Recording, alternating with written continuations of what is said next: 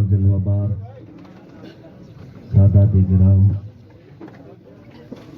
مشائخ، علماء ذوی الاحترام، حاضرین اہل سنت و جماعت، السلام علیکم ورحمۃ اللہ وبرکاتہ۔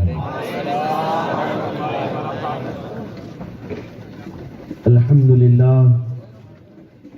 للہ الحنان المنان الذي خلق الإنسان وعلمه البيان، والصلاة والسلام على رسوله سيد الإنس والجان وعلى آله وأصحابه ذوي الخير والإحسان، أما بعد فأعوذ بالله من الشيطان الرجيم، بسم الله الرحمن الرحيم۔ ألم نشرح لك صدرك ووضعنا عنك وزرك الذي أنقض ظهرك ورفعنا لك ذكرك، صدق الله مولانا العظيم وبلغنا رسوله النبي الأمين المتين المختار الكريم، ونحن على ذلك من الشاهدين والشاكرين والحمد لله رب العالمين۔ بارگاہ رسالت معاب صلی اللہ تعالی علیہ وسلم میں درود پاک کا ہدیہ پیش کریں۔ اللہم صلی علی سیدنا و مولانا محمد معظم الجود والکرم وآلہ واصحابہ الکرام وابنہ الکریم وبارک وسلم صلاة دائمة سرمدا ابدا۔ بڑے ادب و احترام کے ساتھ صدر اجلاس آل رسول جگر گوشہ بطول حضرت سید حیدر ہلال صاحب قبلہ ادام اللہ اقبالہ، جملہ علماء ذوی الاحترام، آپ کی محبتوں اور عنایتوں کا میں شکر گزار ہوں، اور عاشقان مصطفیٰ کا یہ ہجوم جو رات کی ٹھنڈیوں کو ترک کیے ہوئے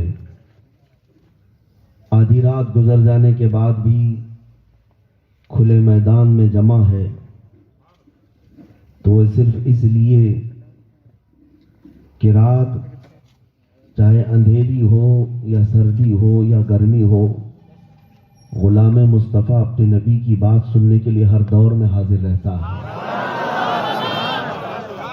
دیوان گانے عشق محمد کو دیکھ کر گھبرا گئی ہے گردش دوراں کبھی کبھی، آپ کا یہ عزم و حوصلہ اللہ ہمیشہ جوان رکھے۔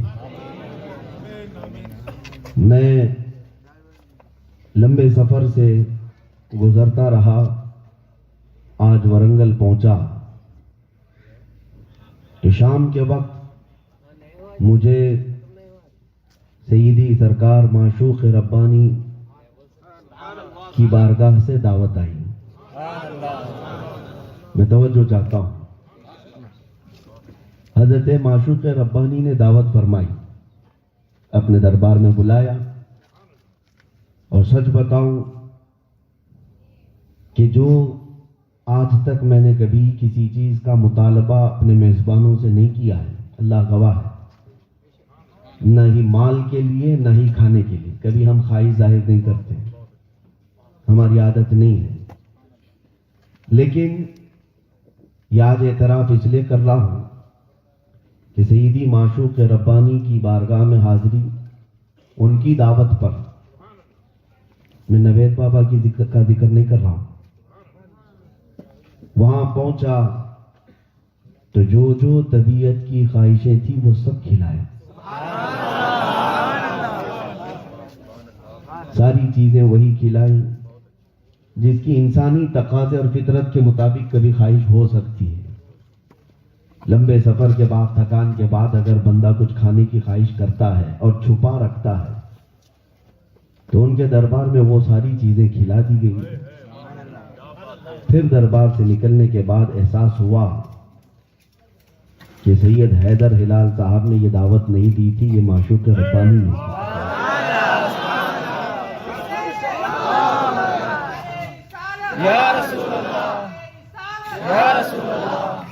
پھر ممبر پر پہنچے تو شاعر اسلام کو یہ گنگناتے ہوئے سن کر یقین ہو گیا، شہنشاہوں سے بڑھ کر تیری سخاوت دیکھی۔ دربار غوث یقیناً آج بھی فیض کے دریا بانٹ رہا ہے، ورنگل والے خوش نصیب ہے کہ شہنشاہ بغداد کے اولاد اور ان کی آل کے یہاں مہکتے ہوئے پھول آپ کے درمیان موجود ہیں۔ اللہ ان کی برکتیں اور ان کے وجود کو سدا سلامت رکھے۔ عزیزان گرامی وقار، اب بات میں شروع کرتا ہوں جو ہمارا عنوان ہوتا ہے۔ ہمارا عنوان صرف تقریر کا نہیں، پوری زندگی کا۔ میں صرف تقریر کی بات نہیں کر رہا ہوں، پوری زندگی کا عنوان یہ ہے، اپنا سب کچھ گنبد خضرا کل بھی تھا اور آج بھی ہے، میرے نبی سے میرا رشتہ کل بھی تھا اور آج بھی۔ بتلا دو گستاخ نبی کو غیرت سنی زندہ ہے، ان کے نام پہ مر مٹنے کا جذبہ کل بھی تھا اور لفظ نعت پاک کا نغمہ کل بھی تھا اور یہ ہمارا عنوان ہے، ہماری زندگی کا عنوان ہے، تقریر کا نہیں۔ اب یہاں سے سوال اٹھتا ہے ظالموں کی طرف سے، دشمنوں کی طرف سے، آخر میاں ایسی کیا بات ہے کہ آپ جب اس رسول کی بات کرتے ہیں تو گردنیں کٹانے کی بات کرتے ہیں، ان پر اپنے آپ کو لٹانے کی بات کرتے ہیں؟ دنیا میں اور بھی بہت آئے اور سب کے کوئی نہ کوئی مقتدی، محبوب اور لیڈر، نیتا، رہنما سب ہوتے ہیں، لیکن آپ ایک الگ ڈھنگ سے لے جاتے ہیں، آپ کا انداز الگ ہو جاتا ہے۔ اپنے نبی سے محبت اور چاہت کیا یہ طریقہ بھی سکھلاتی؟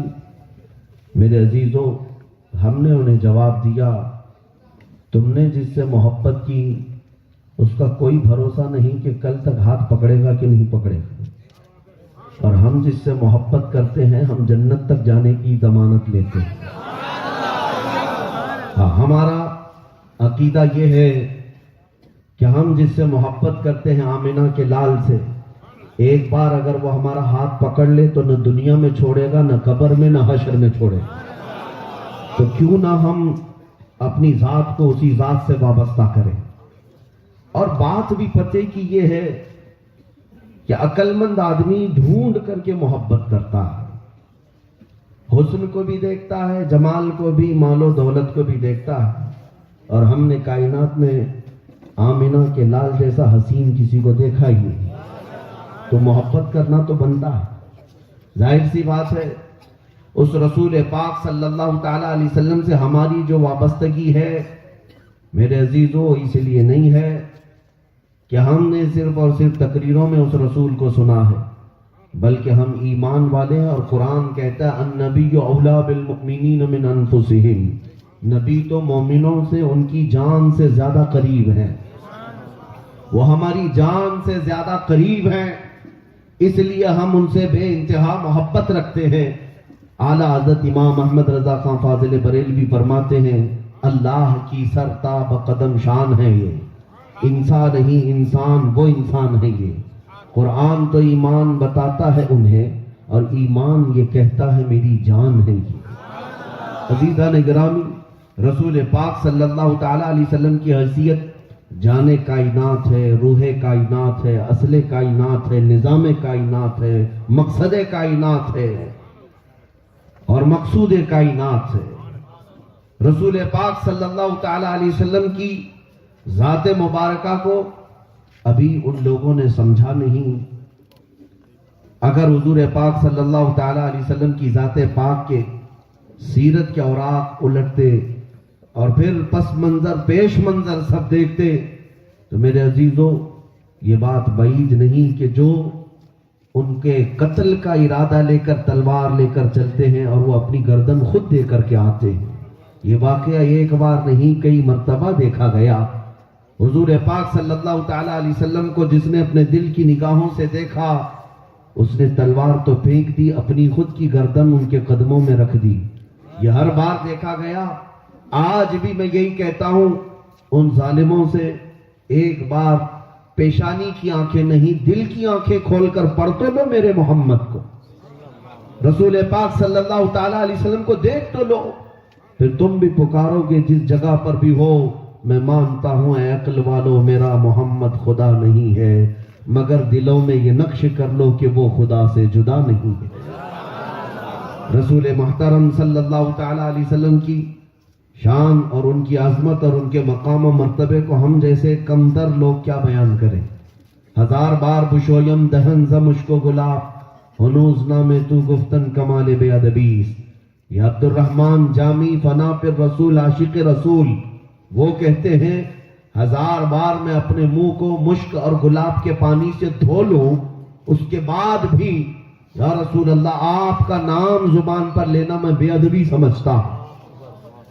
یہ رسول پاک صلی اللہ تعالی علیہ وسلم کا مقام و مرتبہ کہ جس کے متعلق کہا گیا ہے ادب کا ہیست زیر آسماں زرش نازتر نفس گم کردہ میاں جنید و بایزیدین جا. اے لوگو آسمان کے نیچے ادب کی ایک ایسی جگہ ہے جہاں پر جنید بغدادی اور بایزید بستامی جیسے اولیاء آتے ہیں اپنی سانسوں کو روک لیا کرتے ہیں. روضہ رسول کے پاس بایزید بستامی پہنچتے جنید بغدادی پہنچتے تو اپنی سانسوں کو روک لیتے کہ نکلنے والی سانسوں سے کہیں اس دربار کی بے ادبی نہ ہو جائے. مقام و مرتبے کی بات کرتے ہو میرے عزیزوں. سلطان محمود غزنوی کے عزیز ترین وزیر تھے ایاز. محمود و ایاز یہ جوڑا نام اکثر سنا بھی جاتا ہے. ایک ہی صف میں کھڑے ہو گئے محمود و ایاز. نہ کوئی بندہ رہا نہ کوئی بندہ نواز. سنتے آئے سلطان محمود غزنوی کے عزیز ترین وزیر تھے ایاز اور ان کا بیٹا محمد تھا. سلطان اکثر اپنے وزیر کے بیٹے کو وزیر زادے کو محبت کے ساتھ اپنی گود میں کھلاتے بٹھاتے کئی مرتبہ ان کو پکارتے. ایک مرتبہ سلطان محمود غزنوی نے محمد کو پکارا یا ابن ایاز اے ایاز کے بیٹے آ جا ایاز کے بیٹے ادھر آ جا. اکثر مرتبہ نام لے کر پکارنے والا وہ سلطان آج باپ کے نام سے اس بچے کو پکارتا ہے ایاز کے بیٹے ادھر آ جا. ایاز نے جب سنا تو پوچھا سلطان سے کہ حضور کیا آپ آج میرے بچے سے ناراض ہیں؟ اس کا نام نہیں لیا آپ نے, اس کو آپ نے میرے نام کی نسبت سے پکارا ایاز کے بیٹے ادھر آ جا. محمود غزنوی نے کہا ایاز میں تیرے بیٹے کا نام کبھی بے وضو نہیں لیا کرتا.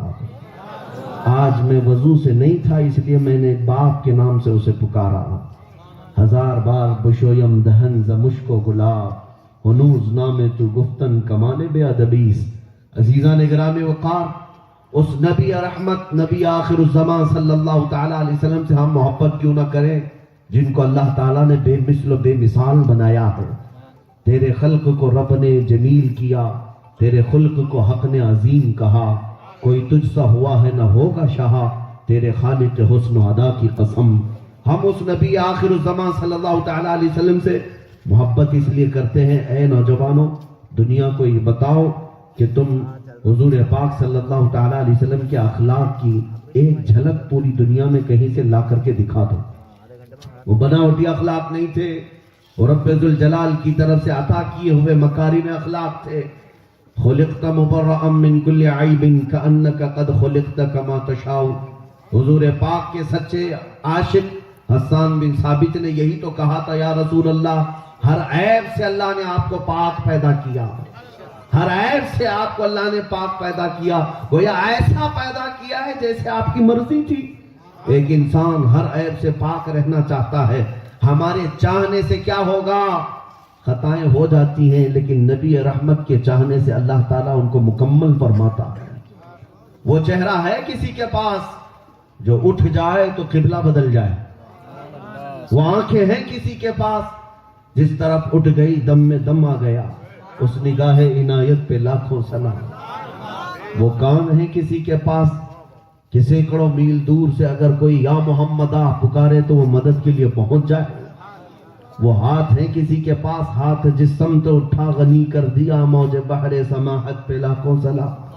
عزیزان گرامی وقار اس رسول محترم صلی اللہ تعالی علیہ وسلم کی ذات پاک کی چند گوشے میں آپ کے سامنے رکھتا ہوں تاکہ ہم محبت کریں تو کمال کے ساتھ محبت کریں. اور ظاہر سی بات ہے میں ایک مبلغ یا ایک ذریعہ تمہارے درمیان ہوں. میرا کام صرف اتنا ہے کہ میں اس حسن مصطفیٰ صلی اللہ تعالی علیہ وسلم کا عکس تمہارے سامنے کھینچ کر کے رکھوں تاکہ تمہاری آنکھیں کبھی بند ہوں تو وہ عکس جمیل سامنے نظر آئے، وہ چہرے جمال جہاں آرا ہمیں نظر آنے لگ جائے۔ یہاں سے میں حسن مصطفیٰ کی بات اگر کروں تو پہلے جنید بغدادی کی بارگاہ میں حاضری دیتے ہیں۔ یہ سید الطائفہ ہیں، بغداد کے ایک بڑے مشہور ولی کامل غوث پاک کے دادا پیروں میں حضرت جنید بغدادی، بڑے عشق میں حضور پاک صلی اللہ تعالیٰ علیہ وسلم کے فنا رہنے والے اس ولی صادق نے ایک مرتبہ بغداد میں یہ بات مشہور ہو گئی کہ ایک آرٹسٹ آیا، ایک مصور آیا ہے اور وہ تصویریں بنا کر دیتا ہے۔ اس کا کمال یہ تھا کہ لوگ جیسے آرڈر دیتے اپنے محبوبہ یا محبوب جس سے محبت کرتے لوگ، اس کے خط و خال بتاتے زبان سے اور وہ اسکیچ پورا نکالتا تھا۔ آج بھی ہوتے ہیں اسکیچ نکالنے والے، لیکن وہ کمال کا تھا کہ صرف سنی ہوئی بات پر پورا بعینی ہی وہی محبوب اتار دیتا تھا۔ لوگ، ظاہر سی بات ہے کیمرے کا زمانہ نہیں تھا، لوگ ہاتھوں سے برش سے ہی نکالتے تھے، تو لوگوں کی ایک بھیڑ تھی وہاں پر، ہر کوئی اپنی محبوبہ کا یا کسی کے محبوب کا وہاں پر عکس نکالنے کے لیے جمع ہوتا، تصویر نکلواتا۔ جب لوگوں میں یہ بات مشہور ہوئی، حضرت جنید تک بھی یہ بات پہنچی۔ حضرت جنید بغدادی بھی اس مصور کے ہاں چلے گئے، نمبر لگایا۔ جب آپ کی باری آئی تو مصور دیکھ کر کے گھبرا گیا، وہ آرٹسٹ، وہ دیکھ کر کے پوچھا کہ حضور آپ کا کیا کام ہے میرے گھر میں، آپ کیا کرنے آئے؟ کہا میں نے سنا ہے کہ تو محبوب یا محبوبہ، معشوق یا معشوقہ کی تصویریں صحیح صحیح کھینچ دیتا ہے، لوگ جیسے تجھے خط و خال بتاتے ہیں ویسے تو بنا دیتا ہے۔ کہا جی آپ نے بالکل صحیح سنا، میرا کام ہے، مشغلہ ہے۔ کہا میں بھی ایک شخصیت سے محبت کرتا ہوں، کیا تو اس کی تصویر بنا دے گا؟ کہا بتائیے، بالکل بنا دوں گا۔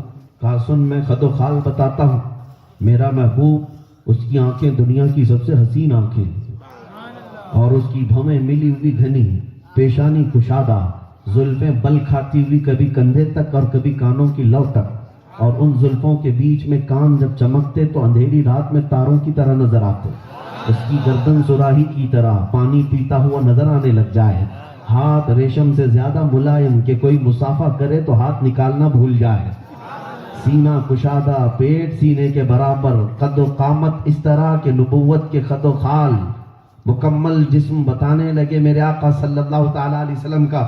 مصور سنتا رہا، اس کے بعد کہا اے سیدی جنید، یہ تصویر تو پہلے سے بنی بنائی رکھی ہوئی ہے، میرے پاس یہ تصویر پہلے سے بنی بنائی رکھی ہے، میں آپ کو پیش کر دیتا ہوں۔ حضرت جنید نے کہا کہ جلدی سے پیش کرو اگر تمہارے پاس یہ تصویر ہے۔ انہوں نے پوچھا کہ لوگوں کی تصویر بنانے کے لیے تو آرڈر لیتا ہے، 2 دن 3 دن بعد بنا کے دیتا ہے، ایسا میرے محبوب کے ساتھ کیوں؟ اس نے کہا آپ جس سے محبت کرتے میں بھی اس سے محبت کرتا ہوں، دونوں کا محبوب مشترک ہے، لہذا حضرت جنید کہتے ہیں کہ لا دکھا دو وہ تصویر۔ وہ مصور کمال کا مصور تھا، اندر گیا، سیدھے جا کر قرآن لے کر کے آ گیا، قرآن پاک لے کر آیا، ان کے پاس پیش کیا اور کہا اے جنید بغدادی، کیا ہمارے اور تمہارے محبوب کی اس سے بہتر کوئی تصویر ہو سکتی ہے؟ ہمیں جب چہرہ دیکھنا ہے رسول کا تو ہم پڑھتے ہیں وَالضُّحَىٰ وَاللَّيْلِ اِذَا سَجَىٰ، جب رسول کی زلفیں دیکھنی ہو ہم پڑھتے ہیں وَاللَّيْلِ اِذَا يَغْشَىٰ وَالنَّهَارِ اِذَا تَجَلَّىٰ۔ ان کے ہاتھ مبارک کو قرآن نے تصویر میں بیان کیا، وَمَا رَمَيْتَ إِذْ رَمَيْتَ وَلَٰكِنَّ اللَّهَ رَمَىٰ۔ ان کے سینے اقدس کو قرآن نے کہا ہے أَلَمْ نَشْرَحْ لَكَ صَدْرَكَ۔ ان کی آنکھوں کو قرآن کہتا ہے مَا زَاغَ الْبَصَرُ وَمَا طَغَىٰ لَقَدْ رَأَىٰ مِنْ آيَاتِ رَبِّهِ الْكُبْرَىٰ۔ ان کی زبان کو قرآن کہتا ہے وَمَا يَنطِقُ عَنِ الْهَوَىٰ إِنْ هُوَ إِلَّا وَحْيٌ يُوحَىٰ۔ ہمارے نبی پاک کے قدم کے لیے بھی قرآن کہتا ہے لا اقسم بهذا البلد وانت حل بهذا البلد۔ ان کی شان اور رفعت کے لیے قرآن کہتا ہے ورفعنا لك ذکرک۔ اس سے بہتر تصویر کیا ہے؟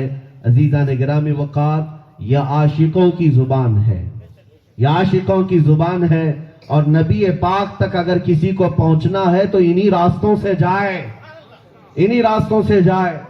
اور اگر کسی دنیا دار اور انٹرنیٹ زدہ کسی شخص کے ذریعے سے وہ سوچتا ہے کہ مجھے عشق رسول حاصل ہو جائے، تو پھر میں کہتا ہوں جس طرح گوگل میپ اسے کہیں گلیوں میں پھنسا دیتا ہے، اسی طرح سے وہ مغرب زدہ بھی مدینے پہنچانے کی بجائے کہیں ترکستان نہ پہنچا دے۔ اس لیے میرے عزیزوں، اس رسول محترم تک پہنچنا ہو، انہی عاشقوں کی زبان سے پہنچو، انہی کے ذریعے سے پہنچو۔ نبی پاک صلی اللہ تعالیٰ علیہ وسلم کے خد و خال کی بات آئی، میں اب ایک عکس جمیل ایک شاعر نے بڑے اچھے انداز میں رکھا، اس کو گنگناتے ہوئے میں آگے بڑھ جاتا ہوں، اور پھر اپنے نبی پاک کی سیرت اور ان کی ذات اقدس کی طرف ہم گفتگو کرتے ہیں۔ ایک مداح رسول نے بارگاہ مصطفیٰ میں کیا خوب کہا ہے اور بڑے اچھے الفاظ میں پیش کیا، توجہ چاہتا ہوں۔ اور مجھے اشعار یاد نہیں رہتے ہیں، شعر و شاعری میرا مزاج نہیں، ناظم اجلاس نے ابھی شعروں کی انبار لگا دی، تو پھر دل کرتا ہے کہ میں بھی بولوں تو میرے مصطفیٰ کی شان میں کچھ بولوں۔ انہوں نے ہمارے متعلق بہت کچھ کہا، لیکن میرا مزاج یہ ہے، بات ہوگی تو سرکار دو عالم کی بات ہوگی، بات ہوگی تو بادشاہ اعظم کی بات ہوگی۔ کہتا ہے مداح رسول، اس رسول محترم صلی اللہ تعالیٰ علیہ وسلم کی تصویر رقم کروں تو کیسے رقم کروں؟ چہرہ ہے کہ انوار دو عالم کا صحیفہ، آنکھیں ہیں کہ بحرین تقدس کے نگی ہیں، ماتھا ہے کہ وحدت کی تجلی کا ورق ہے، ماتھا ہے کہ وحدت کی تجلی کا ورق ہے، ابرو ہے کہ قوسین شب قدر کھلے ہیں، ابرو ہے کہ قوسین شب قدر کھلے ہیں، گیسو ہے کہ واللیل کے بکھرے ہوئے سائے، گیسو ہے کہ واللیل کے بکھرے ہوئے سائے، اور گردن ہے کہ برفرق زمین اوج سریا، لب صورت یاقوت شعاؤں میں دھلے ہیں، قد ہے کہ نبوت کے خد و خال کا معیار، بازو ہے کہ توحید کی عظمت کے علم ہے، سینہ ہے کہ رمز دل ہستی کا خزینہ، سینہ ہے کہ رمز دل ہستی کا خزینہ، پلکیں ہیں کہ الفاظ رخ لوح و قلم ہیں، باتیں ہیں کہ طوبہ کی چٹکتی ہوئی کلیاں، لہجہ ہے کہ یزداں کی زبان بول رہی ہے، خطبے ہے کہ ساون کے امڑتے ہوئے دریا، قرات ہے کہ اسرار جہاں کھول رہی ہے، یہ دانت یہ شیراز شبنم کے تراشے، یاقوت کی وادی میں دمکتے ہوئے ہیرے، یاقوت کی وادی میں دمکتے ہوئے ہیرے، شرمندہ تاب و لب دندان پیمبر، حرف بسنا خانی خامہ بسریرے، یہ موج تبسم ہے کہ رنگوں کی دھنک ہے، یہ عکس متانت ہے کہ ٹھہرا ہوا موسم ہے، اسی کو مجدد دین و ملت فاضل بریلوی کی زبان میں اگر پڑھا جائے تو اس عاشق صادق نے کہا، رخ دن ہے یا مہر سما، یہ بھی نہیں وہ بھی نہیں، شب زلف یا مشک خدا، یہ بھی نہیں وہ بھی نہیں، بلبل نے گل ان کو کہا، قمری نے سروے جاں فضا، حیرت نے جھنجلا کر کہا، یہ بھی نہیں وہ بھی نہیں، حیران ہوں میرے شاہ میں کیا کیا کہوں تجھے۔ عزیزان گرامی وقار،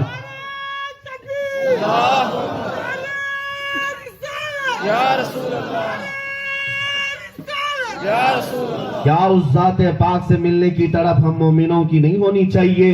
اس رسول پاک سے محبت کرنا ہمارا حق نہیں بنتا کہ جن کے دست مبارک کا عالم یہ ہے؟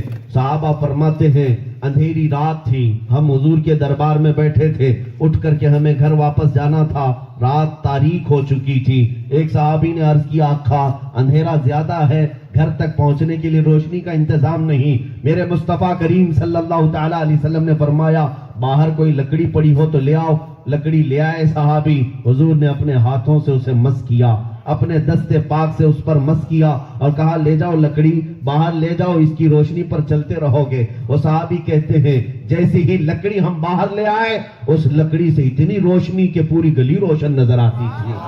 اب وہ تین صحابہ تھے، نکلے اور ایک نکڑ پر، تینوں کو الگ الگ راستے پر جانا تھا، اس لکڑی کے تین ٹکڑے کیے گئے، ہر ٹکڑے سے نور کی وہی شعاعیں روشن ہوتی تھی۔ یہ کس کے دست قدرت، کس کے دست اقدس کی برکت ہے؟ یہ کون سے ہاتھ کا مس ہے؟ عزیزان گرامی، حضرت جابر کی دعوت کو یاد کریں، میرے آقا نے کھانا تناول کیا، کھانے کے بعد دسترخوان سے ہاتھ پہنچ لیا۔ حضرت جابر کہتے ہیں میں اس دسترخوان کو عظمت کے طور پر اٹھا کر رکھ دیا، اور کبھی اگر دھول لگتی اس دسترخوان کو، میلا ہوتا، تو میں اس دسترخوان کو آگ میں ڈالتا، پانی میں نہیں، آگ میں ڈالتا، اور پھر اس دسترخوان کو میں نکالتا، میل پورا چلا جاتا، ایک رواں بھی نہیں جلتا تھا۔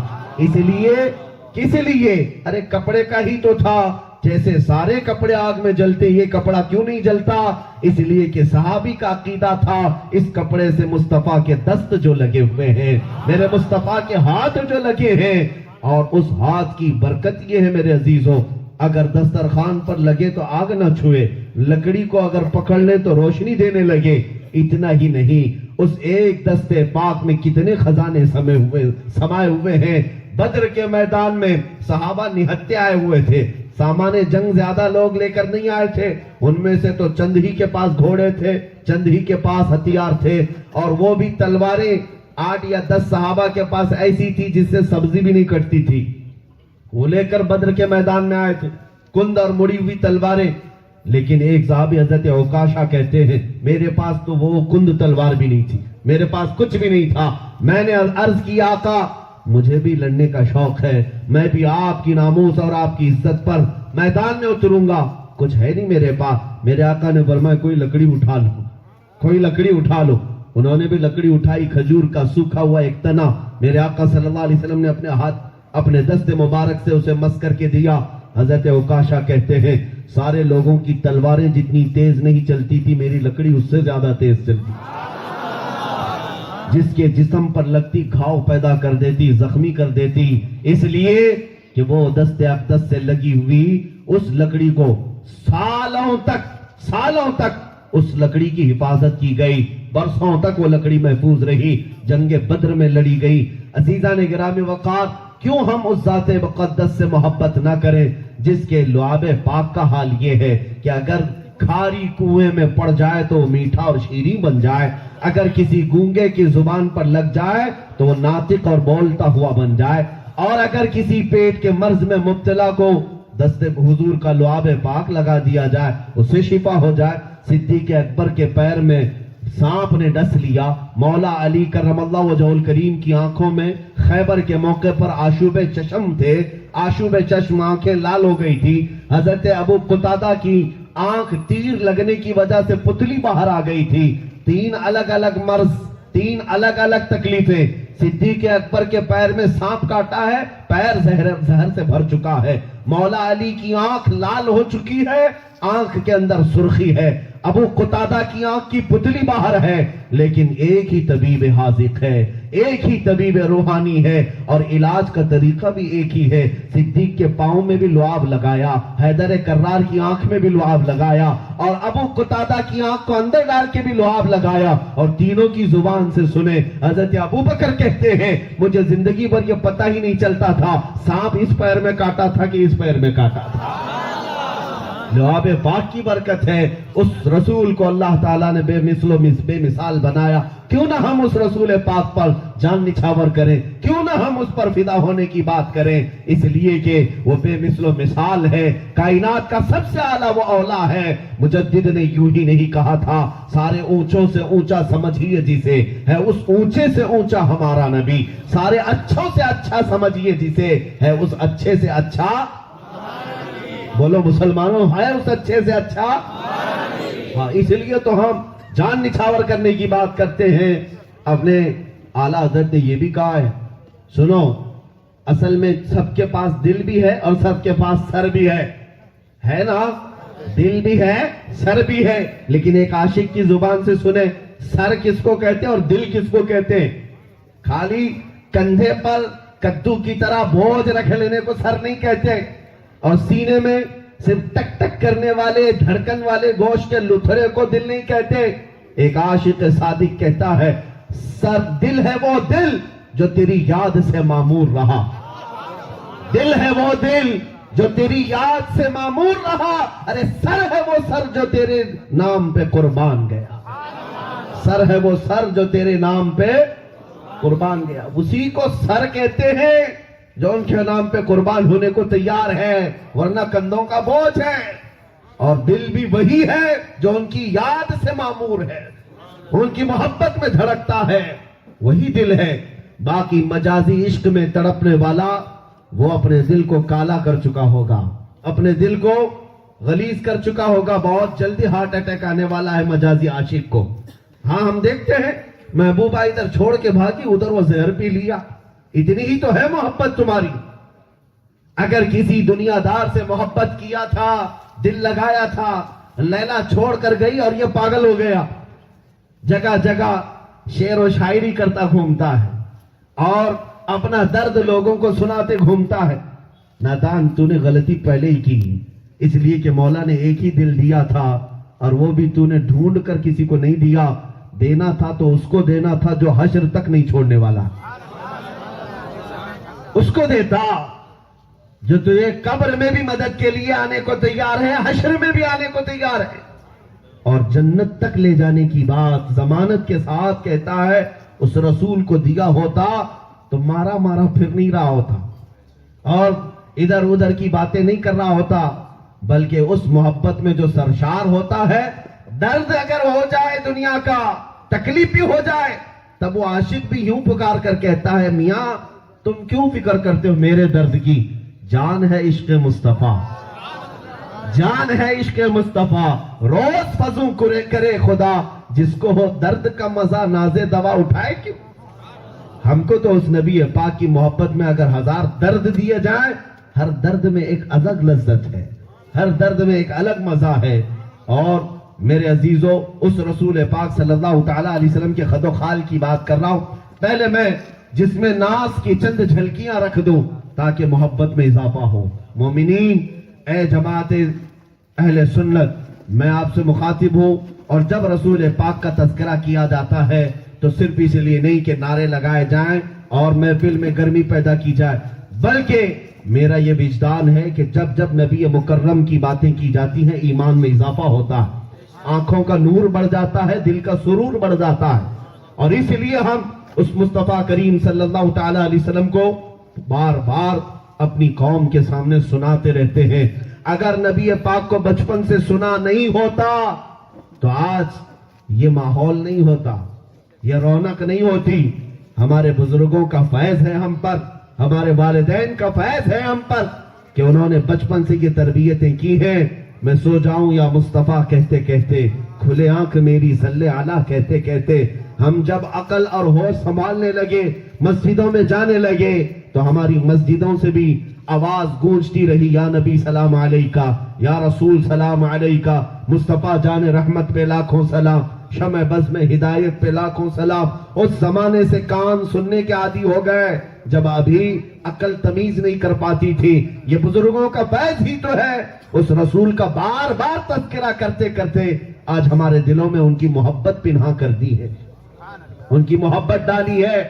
میرے عزیزوں، ماحول ایسا ہی بنا رکھو، ایسا ہی ماحول ہونا چاہیے، اور جب ان کا ذکر چھوڑ دو گے تو دل مردہ ہو جائیں گے، بچے تمہارے برباد ہو جائیں گے اور گھر ویران ہو جائیں گے۔ اگر اپنے خاندانوں کو، اپنی نسل کو باقی عزت کے ساتھ رکھنا ہو تو کثرت سے اس نام پاک کا ذکر کرتے رہو، کثرت سے ذکر کرتے رہو، اور اپنے بچوں کو محبت مصطفیٰ سکھاؤ نہیں، پلاؤ، انہیں پلاؤ، اور بچوں سے یہ کہو بیٹا ہر چیز کو برداشت کر لینا لیکن مصطفیٰ کی شان میں توہین کبھی برداشت نہ کر۔ یہ سکھاؤ اپنے بچوں کو، پھر دیکھنا تمہارا جوان چاہے اسے جنگل میں بھی چھوڑ آؤ، یہ فرما بردار رہے گا، یہ صالحین میں رہے گا۔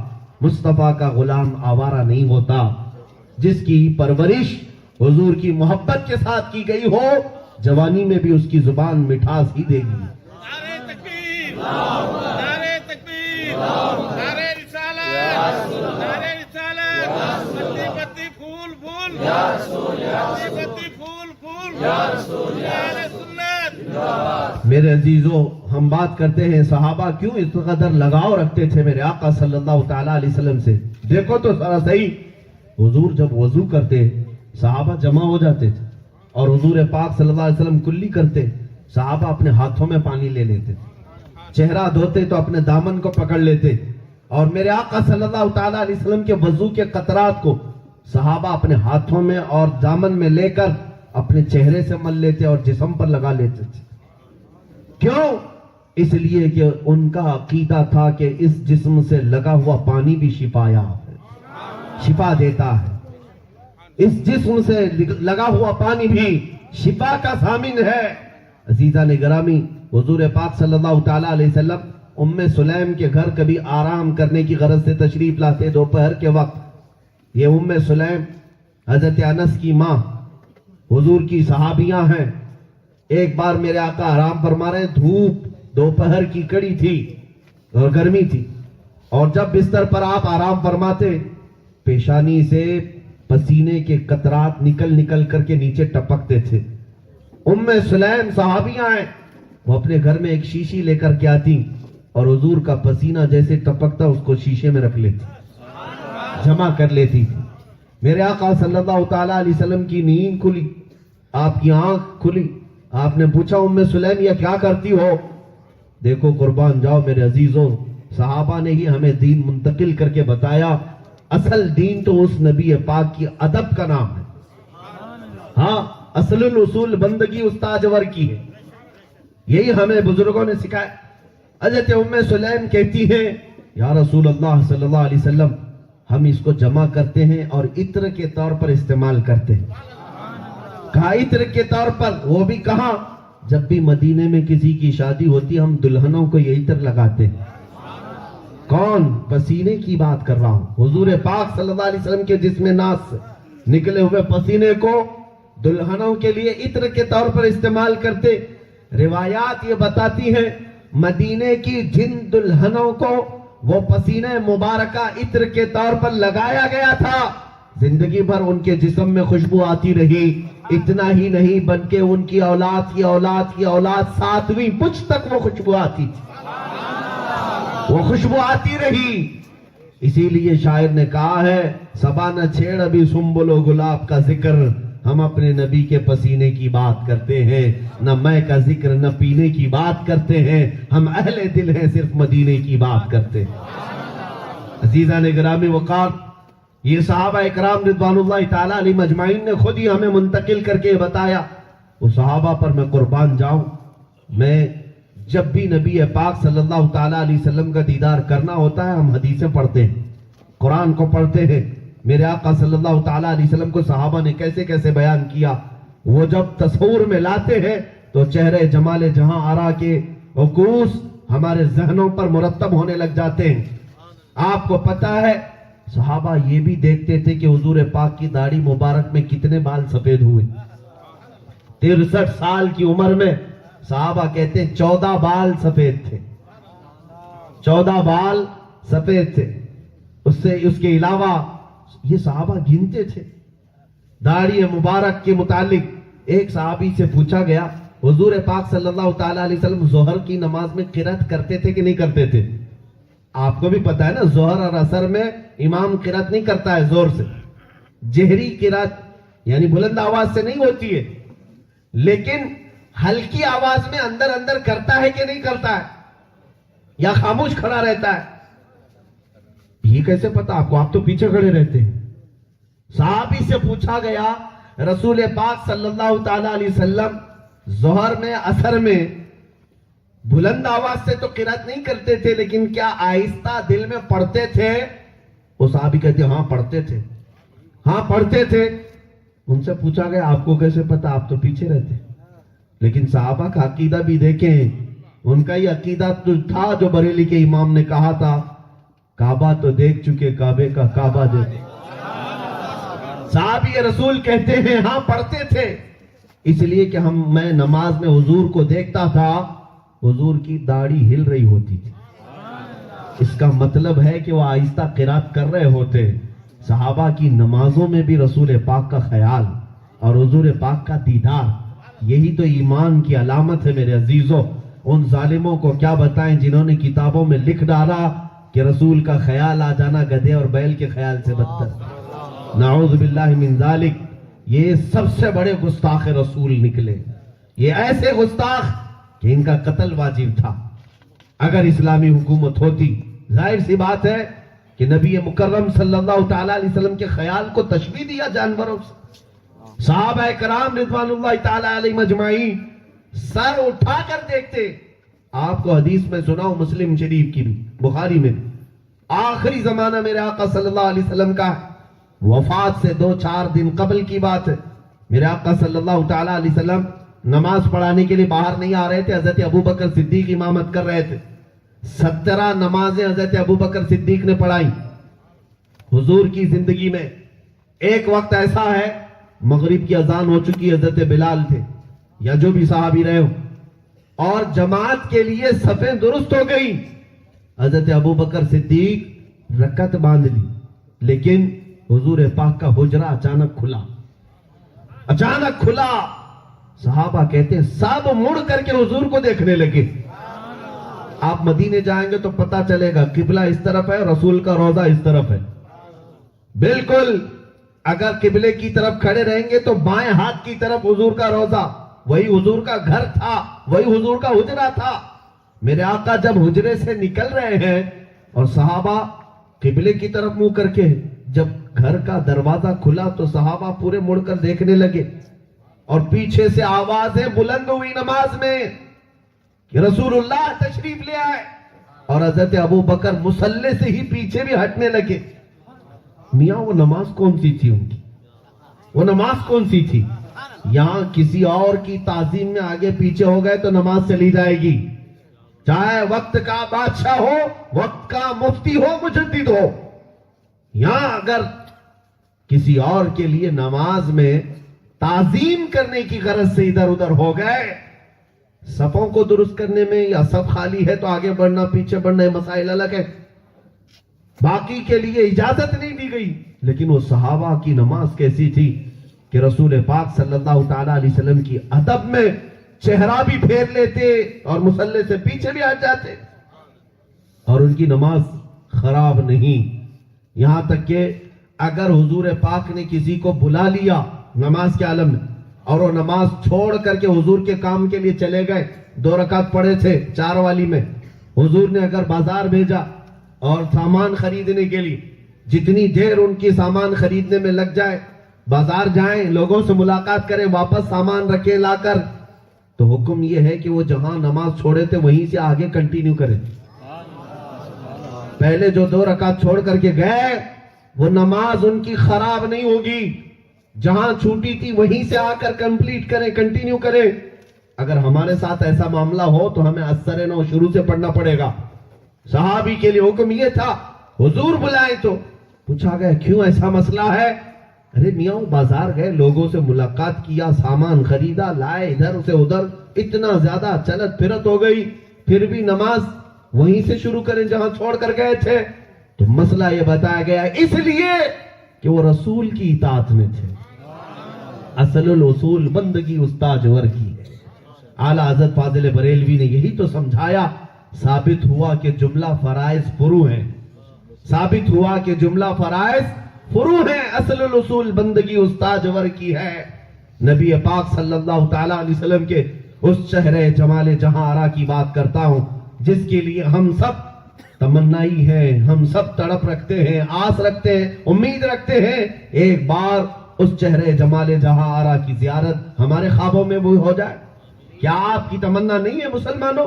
نبی پاک صلی اللہ تعالی علیہ وسلم ظہر کی نماز پڑھا رہے ہیں، 2 رکعت ہو چکی ہے، دل میں خیال آتا ہے اس وقت قبلہ بیت المقدس تھا، قبلہ بیت المقدس تھا، مسجد اقصی جو فلسطین میں ہے اس طرف نماز ہوتی تھی، اس کی طرف منہ کر کے نماز ہو رہی تھی.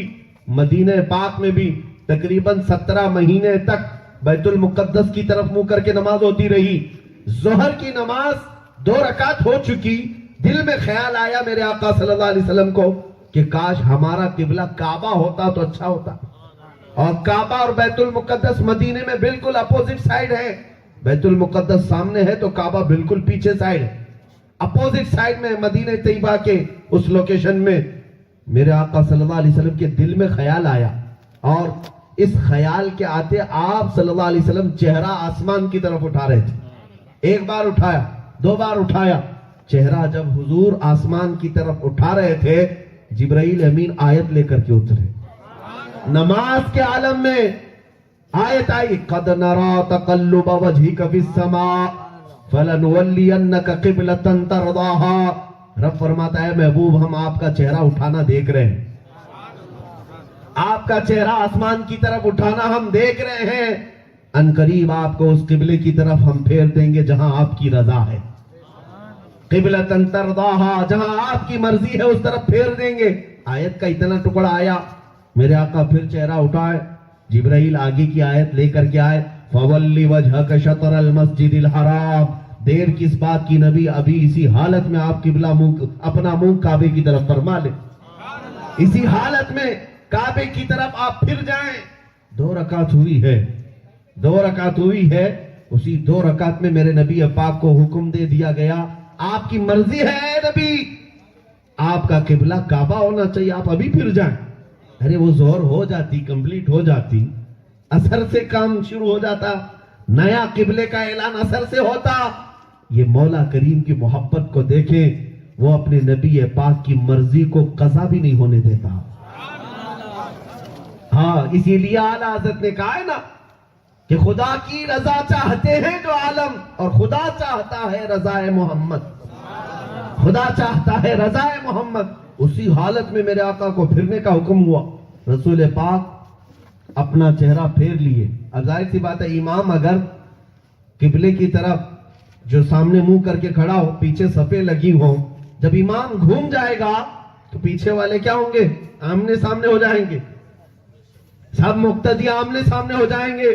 لیکن جب نبی پاک کو اس طرف پھرتا ہوا صحابہ نے دیکھا, صحابہ چل کر کے ادھر چلے گئے, حضور پاک صلی اللہ علیہ وسلم کے پیچھے واپس جا کر کھڑے ہو گئے. 2 رکعت بیت المقدس کی طرف منہ کر کے اور 2 رکعت کعبے کی طرف منہ کر کے. یہ واحد دنیا کی نماز ہے جو قبلتین کی طرف منہ کر کے پڑھی گئی.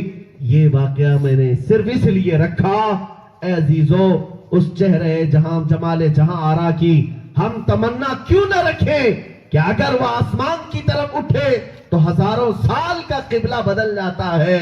اور نبی پاک صلی اللہ علیہ وسلم کو جب بدل کر کے قبلہ کعبہ بنا دیا گیا تو اب حکم ہوگا کہ اب قیامت تک آنے والے مسلمانوں کا قبلہ کعبہ ہی ہوگا, کعبہ ہی ہوگا.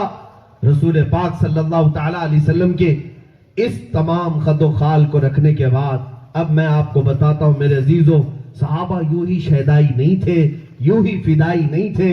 اس چہرے جمال جہاں آرا کو ایک بار جو دیکھتا وہ بار بار دیکھنے کی طلب رکھتا, ان پر مر مٹنے کی آس رکھتا.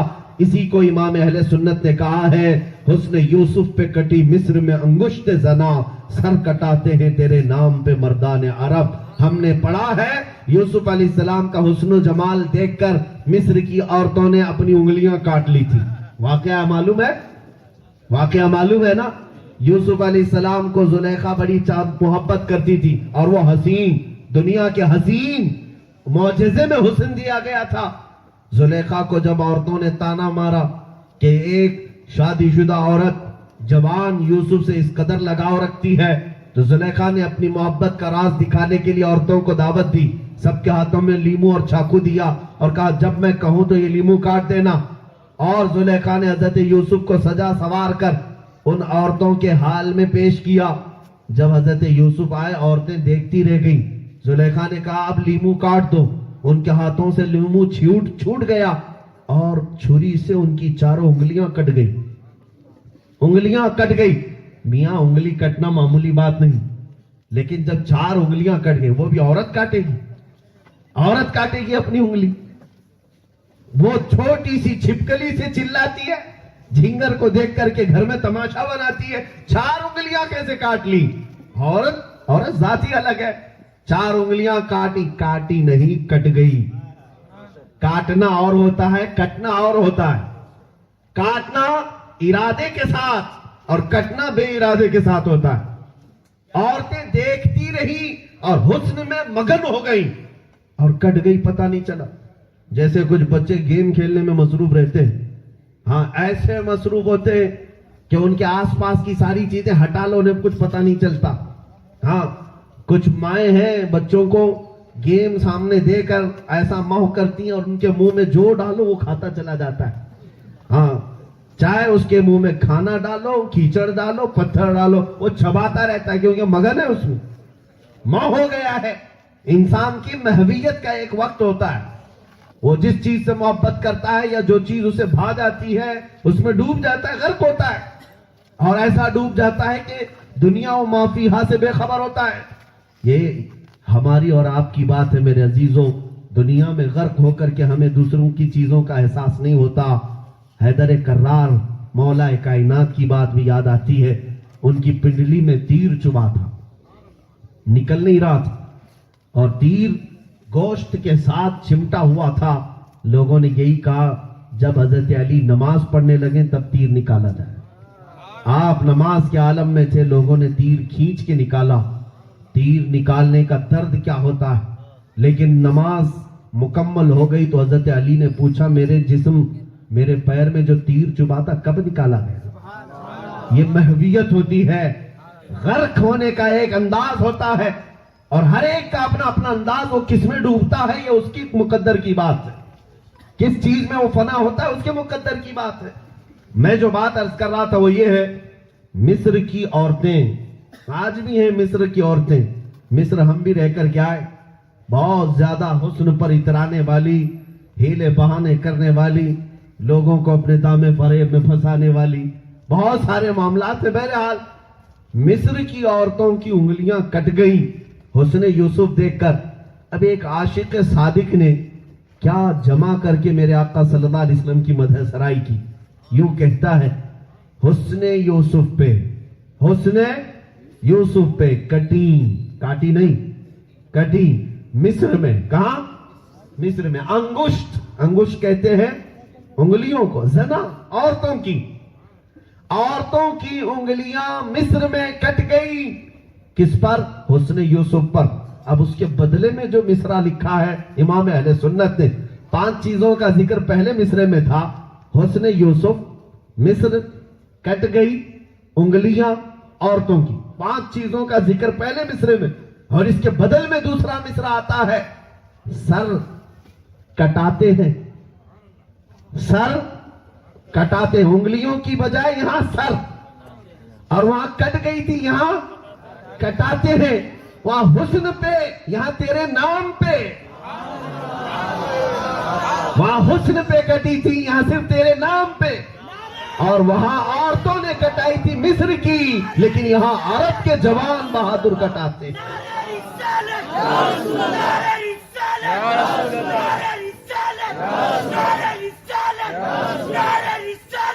میرے عزیزوں، سر کٹانا یہ ہر ایک کے بس کی بات نہیں۔ میرے آقا کے نام پر آج بھی وہ جذبہ باقی ہے نوجوانوں میں۔ آج جب بھی ناموس مصطفیٰ کی بات لے کر کوئی اٹھتا ہے، ہزاروں سر پھر اس دربار میں قربان ہونے کو تیار نظر آتے ہیں۔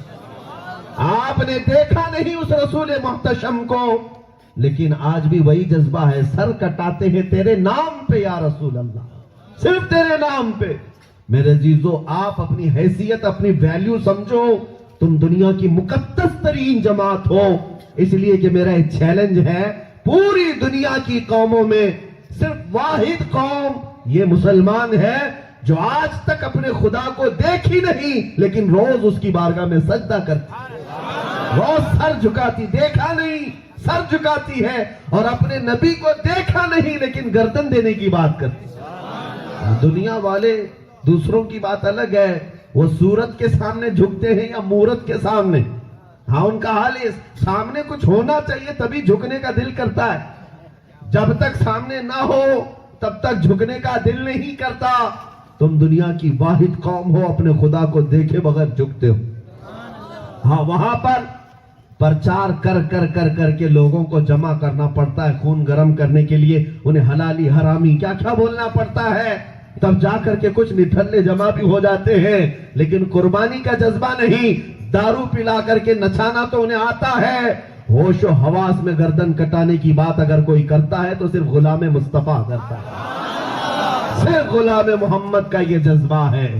میرے عزیزو، ہم نشہ کر کے بھنگ پی کر کے بات نہیں کرتے، ہاں یہ الیکشن کی ریلیوں میں اور اپنی شکتی پردرشن کرنے کے لیے جو لوگ جمع کیے جاتے ہیں، یہ کون ہوتے ہیں مجھے سب پتا ہے، یا 200 روپے میں جمع ہوں گے، یا گٹکے کی ایک چیٹ میں جمع ہوں گے، ایک شراب کی بوتل میں جمع ہو رہے ہیں۔ اور یہ میرا چیلنج ہے ان سب سے، تم انہی چیزوں پر ان سب کو جمع کر سکتے ہو، لیکن میں ایک ادنا غلام محمد ہوں، جس دن جس میدان میں بغیر کسی ایک سکے کے آواز دوں اس تاجدار مدینہ کے نام پر، ہوش و حواس رکھنے والا, بڑی بڑی نوکریاں رکھنے والا بھی غلام مصطفیٰ پوری دنیا کو ٹھکرا کر اپنی گردن لے کر اس نام پہ حاضر ہوتا ہے. ہوگا کہ نہیں ہوگا؟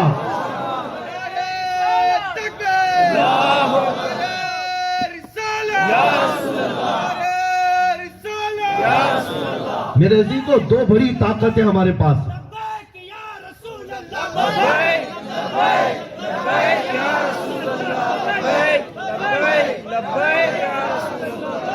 میرے عزیزوں, یہ نعرے بھی اس بات کے غماز ہیں, علامت ہیں کہ محمد عربی کے شعر جاگ چکے ہیں. انشاءاللہ العزیز ان قریب وہ زمانہ آئے گا جب ہر جگہ سے گونجے گا یا رسول اللہ کا نعرہ, اور پرچم لہرائے گا تو میرے مصطفیٰ کے نام کا لہرائے گا انشاءاللہ. میں بات عرض یہ کر رہا تھا, دو بڑی عظیم طاقتیں ہمارے پاس ہیں جو دنیا کبھی نہیں لا سکے, کبھی نہیں لا سکے. ویسے چیلنجز کے لیے ہمارے پاس بڑی بڑی چیزیں ہیں, لیکن میں آپ کو بتاؤں, خانہ کعبہ جس کے سینٹرلائز ہونے پر پوری دنیا آج پریشان ہے. یہ یوں ہی نہیں بند کیے ہیں, یہ سعودی پٹھوؤں کو جو بٹھائے ہیں یہاں پر, یہ انگریز اور یہودیوں کی ناجائز اولاد, ان کے گھروں کے اندر, بادشاہوں کے اندر جو آج نسل چل رہی ہے, یہ عرب نہیں ہے. اور آپ کو پتا ہے, میں یہ بڑی باتیں نہیں کر رہا ہوں, الفاظ اور پھیکم پاک نہیں کر رہا ہوں. ان ظالموں کو جا کر کے دیکھو, آج اسرائیلیوں کو اور یہودیوں کو تو یہ کزن کہہ رہے ہیں, کیونکہ ابراہیم علیہ السلام کے دو بیٹے تھے, اسحاق علیہ السلام, اسماعیل علیہ السلام اور اسحاق علیہ السلام. اسحاق علیہ السلام کی اولاد سے پوری بنی اسرائیل ہے.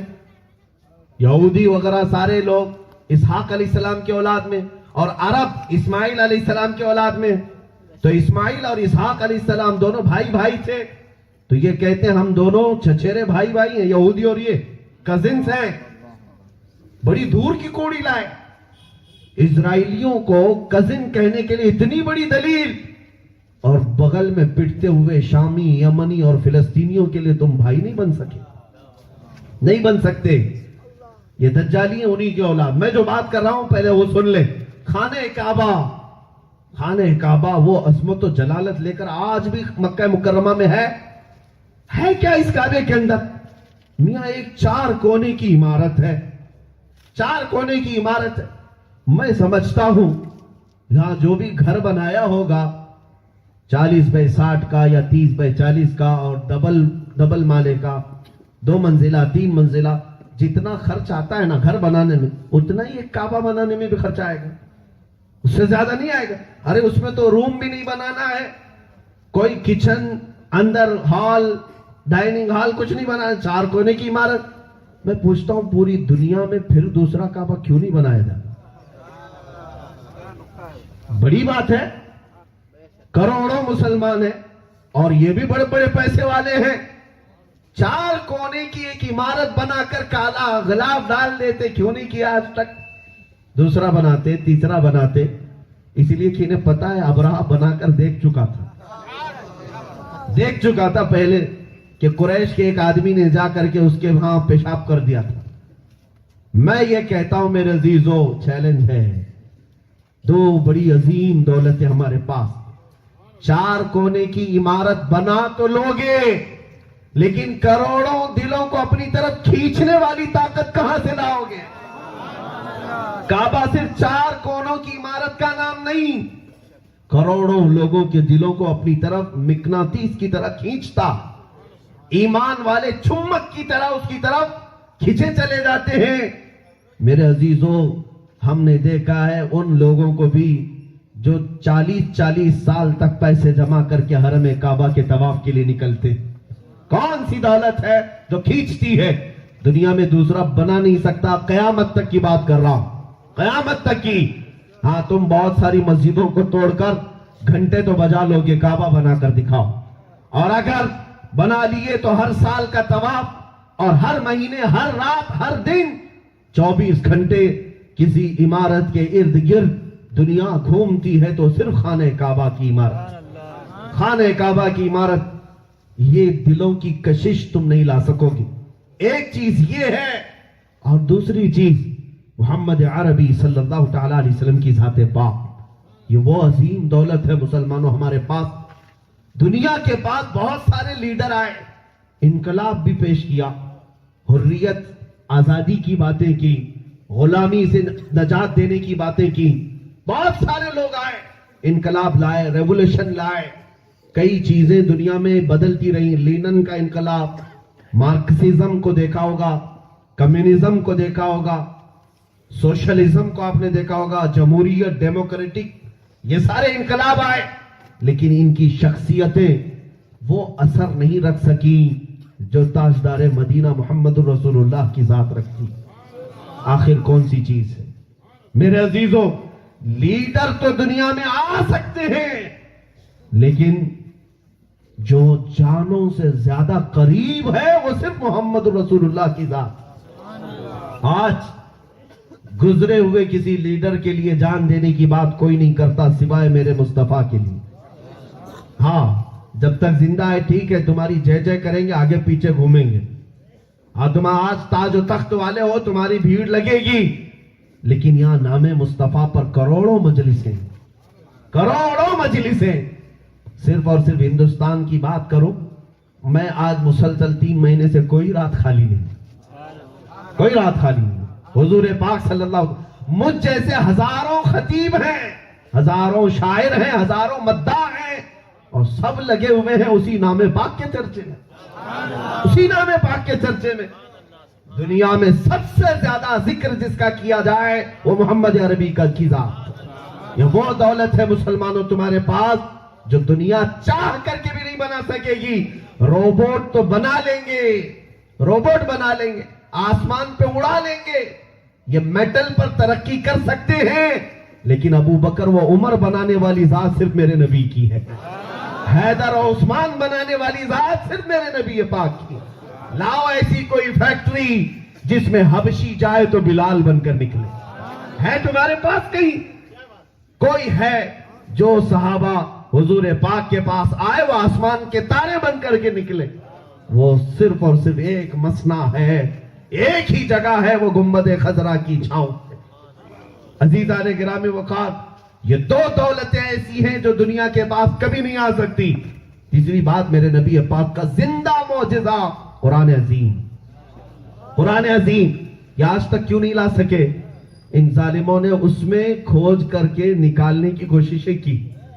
26 آیتیں نکالیں گے, 25 نکالیں گے, نکالتے نکالتے خود ہی نکل گئے, چلے گئے.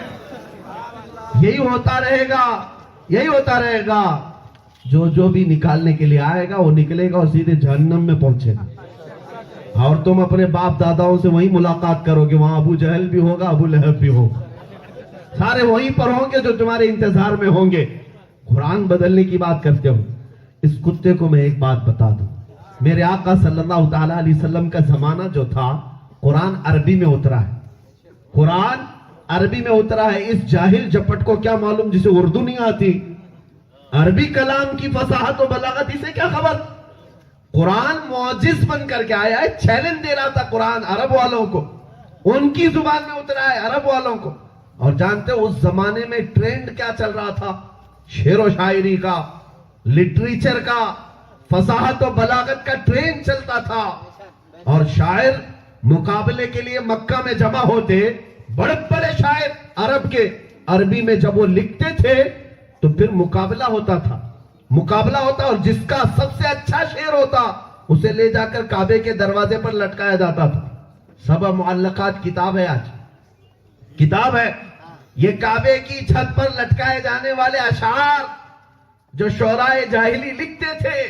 میرے عزیزو, آپ کو میں بتاؤں, ہر سال بھر تک اس شاعر کا شعر لٹکتا تھا جس کا سب سے اول نمبر پر آتا تھا. جانتے ہو ایک وقت وہ بھی آیا جب میرے مصطفیٰ کریم صلی اللہ تعالیٰ علیہ وسلم پر سورہ کوثر اتری. انا اعطیناک الکوثر فصل لربک وانحر ان شانئک هو الابتر. میرے آقا نے ایک چٹھی میں لکھوایا اور کہا کہ لے جا کے کعبے کے دروازے پر لٹکا دو. اور معمول یہ تھا کہ اس سے اچھا جب تک نہیں آئے گا یہ نہیں اتارا جائے گا. معمول یہی تھا شعر و شاعری کا, اس سے بہتر جب تک نہیں آئے گا اتارا نہیں جائے گا. اب جب صحابہ نے اس کو لٹکایا، چیلنج پہ چیلنج ہے. عرب والے جانتے تھے میرے عزیزوں یہ صرف کوثر نام دکھ رہا ہے تمہیں، اس کے معنی میں سمندر سمایا ہوا ہے، معنی میں سمندر ہے. انہیں پتا تھا، وہ فصاحت و بلاغت کے بادشاہ تھے، روز چکر کھاتے تھے کہ اس کا جواب کیا لکھیں. سب مل کر کے فیصلہ کر کے ایک بڑے شاعر کو کرائے پہ لایا، تو کہا کہ میاں اس کا تم جواب لکھو، جو بھی ہوگا ہم دیکھیں گے. اس لیے کہ روز کعبے کے پاس آتے ہیں یہی سورہ دکھتی، یہی سورہ دکھتی ہے. وہ شاعر آیا جو فی البدی بات بھی کرتا تھا تو شعر و شاعری میں بات کرتا، خیریت بھی پوچھتا تو شعر و شاعری میں. اب وہ آیا، غور سے دیکھا اور اس کے بعد آیتیں پڑھا. انا اعطیناک الکوثر فصل لربک وانحر ان شانئک هو الابتر. اخیر میں اس نے اپنی طرف سے نیچے لکھ دیا ما ھذا کلام البشر. پوری سورے کے نیچے لکھا یہ بشر کا کلام ہو ہی نہیں سکتا، یہ انسان کا کلام نہیں ہے. وہ چلا گیا. ان ظالموں کو آج دلی اور لکھنؤ میں بیٹھ کر کے لگتا ہے کہ ہم قرآن بدل لیں گے، قرآن کی آیتوں کو نکال لیں گے. اچھا اور بھی میں سناؤں، 26 آیتیں وہ ان کو گڑتی تھی جس میں جہاد کا ذکر آیا، کیونکہ انہیں پتا ہے کہ جب جب جہاد کا ذکر کریں گے تو یہ جوان بیدار ہو جائیں گے، کیونکہ امت مسلمہ کی رگ اس بات سے جڑی ہوئی ہے.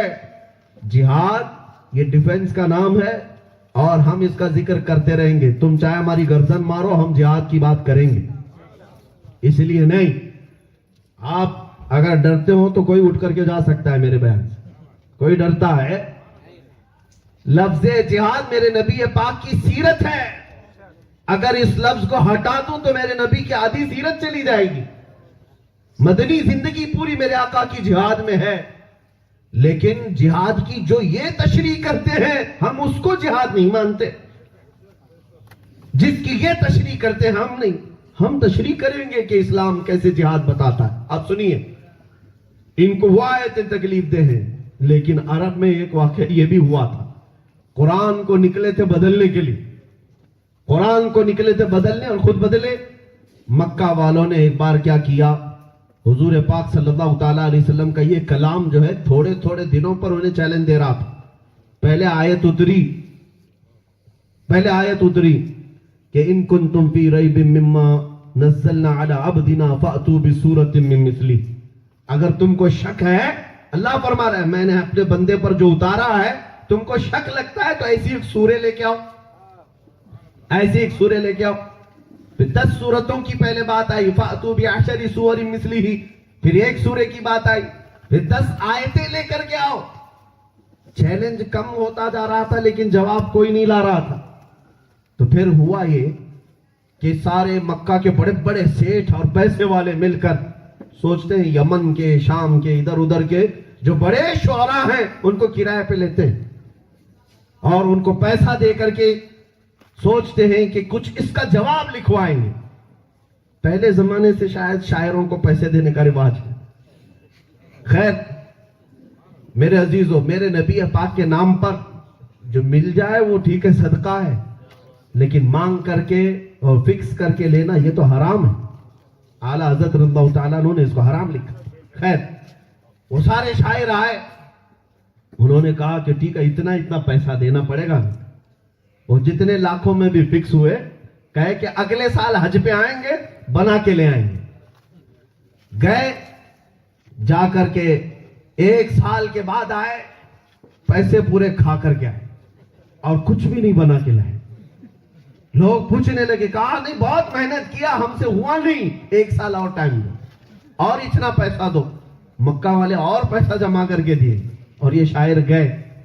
جا کر کے 1 سال کے بعد اب کی بار آتے تو مار بھی کھاتے، تو کچھ نہ کچھ تو لانا تھا.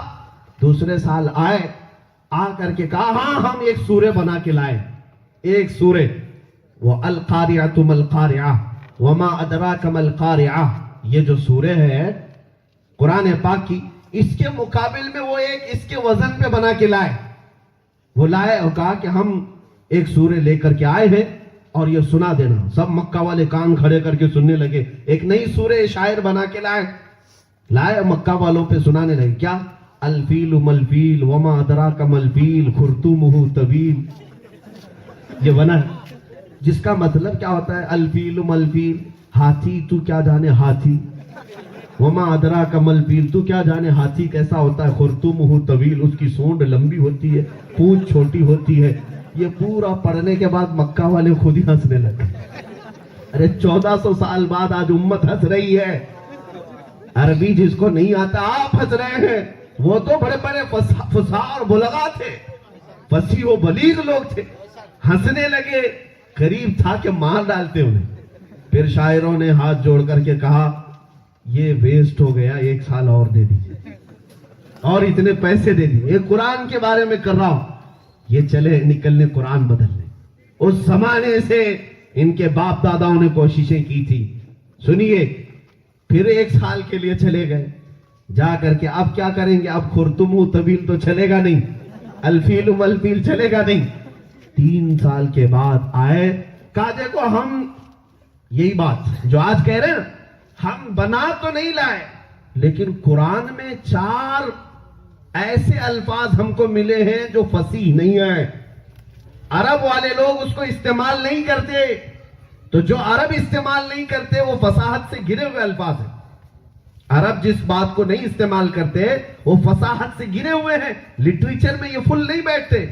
میاں اگر آپ کے یہاں پر کوئی شخص آئے اور کہے لڑکی چل رہا تھا، آپ کو بوجھ لگے گا، لڑکی چلتا نہیں ہے، چلتی ہے۔ آپ اردو زبان کے ماہر ہیں، آپ کو پتا چلے گا یہ بھونڈا لفظ استعمال کر رہا ہے۔ عرب والے جانتے تھے، تو وہ 4 لفظ ڈھونڈ کر کے لائے قرآن کہ یہ 4 ایسے ہیں جن کو عرب لوگ نہیں یوز کرتے، استعمال نہیں کرتے، اور عرب والوں کی زبان پر یہ سخت ہیں، لہذا قرآن فصیح نہیں ہے، بلیغ نہیں ہے۔ کہا چلو یہ بھی ٹھیک ہے، اتنا تو لے آئے، 3 سال کے بعد خوب پیسے کھانے کے بعد اتنا تو لے آئے۔ اور یہاں پر بھی مودی جی نے ان کو پتہ نہیں کتنے سال سے کھلایا تھا اور 26 آیتیں نکالنے بیٹھے تھے۔ ظاہر سی بات یہ حکومت تھی کہ پشت پناہی میں ساری باتیں کر رہے ہیں۔ ہاں جو کچھ بھی، ان کی کون سی ہمت ہے ناجائز اولاد کی۔ اب 3 سال کے بعد آئے، 4 چیزیں کیا تھی توجہ چاہتا ہوں مسلمان ذہن میں رکھ لینا۔ ایک لفظ تھا اس میں حضوا، حضوا کہتے ہیں مذاق کو، عربی میں مذاق، لیکن عرب والے لوگ استہزاء کا لفظ استعمال کرتے تھے، حضوا نہیں کہتے۔ حضوا یہ چھوڑا ہوا لفظ تھا، عرب میں کوئی استعمال نہیں کرتا تھا، ان کی زبان میں استہزاء نمبر 1۔ دوسری چیز وہ جو لائے تھے قرآن سے، وہ کبار کا لفظ لے آئے تھے۔ کبار کہتے ہیں بڑے آدمی کو، اور اس کی جگہ کبیر استعمال ہوتا تھا۔ عرب میں کبیر استعمال ہوتا اور قرآن میں کبار آیا ہے، حضوا بھی آیا ہے، کبار بھی آیا ہے، قرآن میں آیا ہے۔ اب تیسرا اور چوتھا لشیئن، لشیئن ہوتا تھا، لشیئن قرآن نے کہا۔ عجاب ایک لفظ ہے، عجیب تھا، لوگ عجیب استعمال کرتے تھے اور قرآن نے عجاب، یہ بالکل الگ الگ، تو سب خوش ہو گئے، بڑے پوائنٹ کی چیزیں ڈھونڈ کے لائے۔ حضوا آیا ہے، توجہ جاتا ہوں، کبار آیا ہے، عجاب آیا، اور لشیئن۔ اب اس کا مطلب میں آپ کو بتا دوں، حضوا مذاق کو کہتے، کبار بڑے کو کہتے، لشیئن کہتے ہیں کسی چیز کو، عجاب عجیب کو۔ سمجھ میں آئی بات؟ ذہن میں آ رہی ہے؟ 12 بج چکے ہیں یا زیادہ ہو گئے۔ اب آپ کو میں سمجھاؤں، اب ظاہر سی بات ہے یہ 4 چیزیں ڈھونڈ کر کے لائے اور دوڑے دوڑے آئے میرے آقا کی بارگاہ، کہا محمد صلی اللہ علیہ وسلم آپ بار بار چیلنج کرتے رہتے ہیں، ہم نے آپ کے اوپر اتری ہوئی کتاب جو آپ کا دعویٰ ہے، اس میں سے 4 غیر فصیح الفاظ ڈھونڈ کر لائے، فصاحت سے گرے ہوئے الفاظ ہیں، عرب استعمال نہیں کرتے۔ حضور پاک نے فرمایا میں تم سے بات نہیں کروں گا۔ وہ معجز نبی، وہ شان رسالت جانتی تھی کہ سامنے آنے والا کیا لے کر کے آیا، جواب کیا دینا ہے۔ میرے آقا نے فرمایا میں تم سے بات نہیں کروں گا، جاؤ ہمارے اور تمہارے درمیان میں کسی بڑے فیصل کو لے آؤ، وہ مرضی تمہاری، فیصلہ کرے گا نا کہ قرآن میں یہ جو 4 لفظ آئے ہیں یہ فصیح ہیں یا نہیں ہے، کوئی بڑا فیصلہ کرے گا نا۔ حضور نے ان کے اختیار پہ چھوڑ دیا، جاؤ تم ہی ڈھونڈ کر کے لاؤ جو ہمارے اور تمہارے درمیان جو عربی کا سب سے ماہر آدمی ہوگا اسے ڈھونڈ کے لاؤ، وہ تمہاری مرضی پر۔ حضور نے اپنی طرف سے کسی کو نہیں پیش کیا، تم ڈھونڈ کے لاؤ۔ مکہ والے سب گئے، پوچھا کون ہے جس کا عربی کا لہجہ اور عربی دانی سب سے بہتر ہو۔ سبوں نے ڈھونڈ کر کے نکالا ایک 97 برس کا 97 ایئرز کا ایک بوڑھا، وہ پہاڑی پر رہتا تھا اور اپنی زبان کی اتنی حفاظت کرتا تھا کہ وہ شہر میں بھی نہیں آتا تھا کہ زبان میں مکس ہو جائے گی، کلچر مکس ہوتا ہے شہر کا تو زبان خراب ہو جائے گی، اس لیے وہ بوڑھا نیچے نہیں آتا تھا، پہاڑیوں پہ رہتا تھا۔ سبوں نے کہا انہی بوڑھے میاں کے پاس چلتے، جا کر کے اس کو فیصل بناتا۔ مکہ کے بڑے بڑے سیٹھ گئے اور جا کر کے اس بوڑھے سے کہنے لگے کہ آئیے آپ سے ایک کام ہے، بڑا کام ہے۔ کچھ نہیں کہا، اس بوڑھے کو منت و سماجت کر کے پہاڑ سے اتار لائے اور کہا ہمارے اور محمد کے بیچ میں آپ کو فیصلہ کرنا ہے۔ وہ بوڑھا آیا، آپ توجہ چاہتا ہوں، بوڑھا آیا، جب یہ سارے مکہ کے سیٹھ، پیسے والے، شاعر سب اس بوڑھے کو فیصل بنا کر کے لائے تھے، حکم بنا کے لائے۔ حضور پاک صلی اللہ علیہ وسلم کو خبر دی گئی کہ ایک بڑے میاں آئے، میرے آقا صلی اللہ علیہ وسلم اپنی مجلس میں بیٹھے تھے، وہ جیسے آیا عربوں کا دستور تھا کھڑے ہو کر کے استقبال کرتے، میرے آقا کھڑے نہیں ہوئے، اس کے وہ آیا، دیکھتا رہا اور آ کر کے بغل میں بیٹھ گیا۔ جیسے ہی وہ بیٹھا میرے آقا اٹھ گئے، حضور کھڑے ہو گئے تو وہ بھی ڈر کے کھڑا ہو گیا، تو حضور بیٹھ گئے، میرے آقا صلی اللہ علیہ وسلم بیٹھ گئے، پھر بھی وہ بھی بیٹھ گیا۔ جب بیٹھے تو حضور نے اس کو کہا یہاں سے اٹھو، ادھر بیٹھو، اس کو پھر اٹھایا، ادھر بٹھایا، اور ادھر بیٹھ رہا تھا، پھر حضور نے کہا یہاں نہیں ادھر بیٹھو۔ ارے میاں 97 برس والے کو اٹھک بیٹھک کرائیں گے، ظاہر سی بات ہے کمر کی ہڈیاں، پیر کی پنڈلیاں، پتہ نہیں کیا کیا بول رہی ہوں۔ اب جب نبی رحمت صلی اللہ علیہ وسلم نے ادھر اٹھایا، ادھر بٹھایا، ادھر اٹھایا، ادھر بٹھایا، وہ سٹی آ گیا، غصے میں آ گیا، یہ کیا چل رہا ہے بھائی؟ فیصل بن کے آیا ہوں، جج بن کے آیا ہوں، نہ میرے لیے اٹھ رہے ہیں، اور میں اٹھ رہا ہوں تو یہ بیٹھ رہے ہیں، میں بیٹھ رہا ہوں تو یہ اٹھ رہے ہیں، یہ تو منظر الگ ہے نا، کسی کے ساتھ بھی ہو تو جھلا جائے گا۔ نبی پاک نے 2-3 جگہ اس کو ادھر ادھر گھمایا تو سنو، جو عربی کا فصیح آدمی تھا، بلیغ آدمی تھا، غصے میں آ کر کے کیا کہا، اس کی زبان سے یہ نکلا، یا محمد اتتخذونی ہزوا وانی شیخ کبار وان منکم لشیء عجاب۔ میں ترجمہ کر کے بتاتا ہوں، اس نے کیا کہا، یا محمد اتتخذونی ہزوا وانی شیخ کبار وان ھذا منکم لشیء عجاب۔ یہ پورا جملہ اس کا ہے۔ اس نے کہا اے محمد تم میرا مذاق کر رہے ہو، اتتخذونی ہزوا، میرا مذاق کر رہے ہو، وانی شیخ کبار، اور میں بڑا آدمی ہوں، وان منکم لشیء عجاب، اور ایسی بات آپ سے بڑی عجیب لگتی ہے۔ وہ چاروں جو پوائنٹ ڈھونڈ کر لائے تھے، یہ بوڑھا وہی چارے باتیں بول رہا تھا۔ میرے آقا نے ان کی طرف منہ کر کے پوچھا کہ کس کو فیصل لے آئے؟ تم کہہ رہے تھے کہ قرآن میں 4 باتیں عرب یوز نہیں کرتے، اور جس کی عربی پر تمہیں فخر تھا وہ جھلا کر کے وہی جملے بول رہا ہے۔ میرے عزیزو، یہ کلام معجز ہے میرے رحمان کا، جب وہ چاہے تو پتھروں سے بھی بلوائے، جب وہ چاہے تو گونگوں سے بھی بلوائے۔ ان ظالموں کو جو کوشش کرنا ہے وہ کر کے دیکھ لیں، قرآن نہ کل بدلا تھا، نہ آج بدلا ہے، نہ صبح قیامت تک بدلے گا۔ ہاں، لاکھ بدل جائے زمانہ لیکن قرآن نہ بدلا جائے گا۔ عزیزان گرامی وقار، اس کی ایک ایک آیت محفوظ ہے۔ میرے رب کی شان یہ ہے کہ قرآن صرف پتوں میں اور اوراق میں نہیں، کروڑوں حافظوں کے سینوں میں بھی محفوظ ہے۔ تم اگر اپنی طاقت و قوت و تخت و تاج کو جمع کر کے قرآن جیسے مقدس کلام کو اگر جلا بھی دیا یا اس کو ختم کرنے کی کوششیں کی تو میرے عزیزوں کروڑوں سینے محفوظ ہیں جس میں سینہ بسینہ منتقل ہوتے ہیں۔ کل ہی میں نے ایک حافظ کو دیکھا، ملاقات کے لیے ہمارے کریم نگر میں آئے تھے، نابینا ہے لیکن ایسا قرآن پڑھتے ہیں بلکہ کئی لوگوں کو خود ہی حافظ بنا رہے ہیں۔ جو قرآن دیکھا نہیں اس کے سینے میں قرآن آیا ہے، اور آیا ہی نہیں بلکہ دوسرے میں ٹرانسفر بھی ہو رہا ہے۔ 1 2 نہیں، کئی ہیں۔ میرے ساتھی تھے مصر میں، میرے کلاس میٹ تھے، میرے کلاس فیلو ہیں، اور مصر میں جب قرآن کا مقابلہ ہوتا تھا 14 ملکوں سے لوگ آتے تھے، بڑے بڑے حافظ آتے تھے، لیکن اس میں فرسٹ پوزیشن پر میرا یہ ساتھی آتا تھا جو پیدائشی نابینا تھا، پیدائشی اندھا تھا۔ اے رب ذوالجلال، تو نے اپنے کلام کی حفاظت کن کن سینوں پر، کن کن دلوں پر رکھی، کبھی نہیں ہو سکے گا مٹانا، آسان نہیں ہے مٹانا، توحید کی امانت سینوں میں ہے ہمارے، آسان نہیں مٹانا نام و نشاں ہمارا، باطل سے دبنے والے اے آسماں نہیں ہے ہم، 100 بار کر چکا ہے تو امتحان ہمارا، کچھ بات تو ہے کہ مٹتی نہیں ہستی ہماری، صدیوں رہا ہے دشمن دور زماں ہمارا۔ عزیزان گرامی وقار، بات میرے مصطفیٰ کریم صلی اللہ علیہ وسلم کی، خانہ کعبہ کی اور قرآن عظیم کی 3 باتیں میں نے رکھی کہ یہ دنیا کی وہ عظیم دولتیں اللہ نے تمہیں دی ہیں، اس کا بدل کوئی نہیں لا سکے گا، نہ کعبے کا بدل، نہ قرآن کا بدل، نہ میرے مصطفیٰ کا بدل۔ جس کے پاس یہ 3 بڑی عظمتیں ہیں، کیا آج اس قوم کو دوسرے کے کردار کو دیکھنے کی ضرورت ہے؟ جس کے پاس اتنی عظیم دولتیں ہیں، مجھے بتاؤ کوئی دنیا میں ایسا مرکز نہیں ہے جہاں کروڑوں دل کھینچے جاتے ہیں، کہیں نہیں ہے۔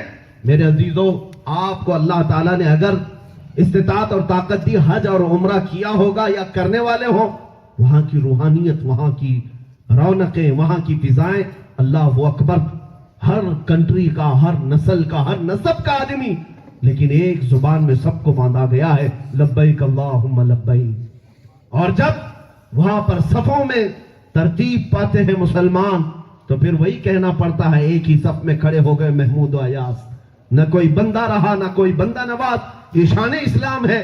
عرفات کے میدان میں میں نے کتنے سال دیکھے، ایسے ایسے لوگ رو رو کر کے دعا کر رہے ہوتے ہیں، اور ہم ان کا نام بھی نہیں پوچھ پاتے، نہ ان کی زبان ہمیں آتی ہے نہ ہماری زبان ان کو آتی ہے، لیکن ایک دوسرے کو چہرے کو دیکھتے ہیں تو مسکرا اٹھتے ہیں۔ یہ کون سی ڈور بندھی ہوئی ہے؟ یہ رب ذوالجلال نے شان اسلام ایسا رکھا ہے کہ عشق مصطفیٰ میں کسی نسب کا ہو، کسی نسل کا ہو، کسی ملک کا ہو، سب کو مولا نے ایک لباس میں باندھ رکھا ہے، ایک زبان پر رکھا ہے۔ نماز امریکہ والا پڑھے گا تو الحمد سے ہی شروع کرے گا، اور افریقہ والا پڑھے گا تو بھی الحمد سے ہی، کہیں کا ہو نماز وہی ہے، قرآن وہی ہے، سجدہ وہی ہے، رکوع وہی ہے۔ عزیزان گرامی، اتنی بڑی دولت تمہارے پاس ہے، اتنی بڑی مرکزیت تمہارے پاس ہے۔ جانتے ہیں، میں نے کافی سال پہلے ایک یہودی عالم کی تحقیق کے متعلق دیکھا تھا، اس نے کہا ہے کہ مسلمان بار بار مارے جانے پر مٹتے اس لیے نہیں کہ ان کے پاس کچھ ایسی چیزیں ہیں جہاں یہ بار بار آ کے جمع ہوتے، پھر جمع ہوتے۔ وہ 3 باتیں اس نے لکھی ہے، اس میں سے کہا ایک تو ان کا جمعہ ہے، یہ بڑا خطرناک ہے، جمعہ سے ان کو الرجی ہے۔ کہتے ہیں ہم پوسٹر لگا لگا کے اتنے لوگوں کو نہیں جمع کرتے جتنے صرف ایک اذان پہ جمع ہوتے۔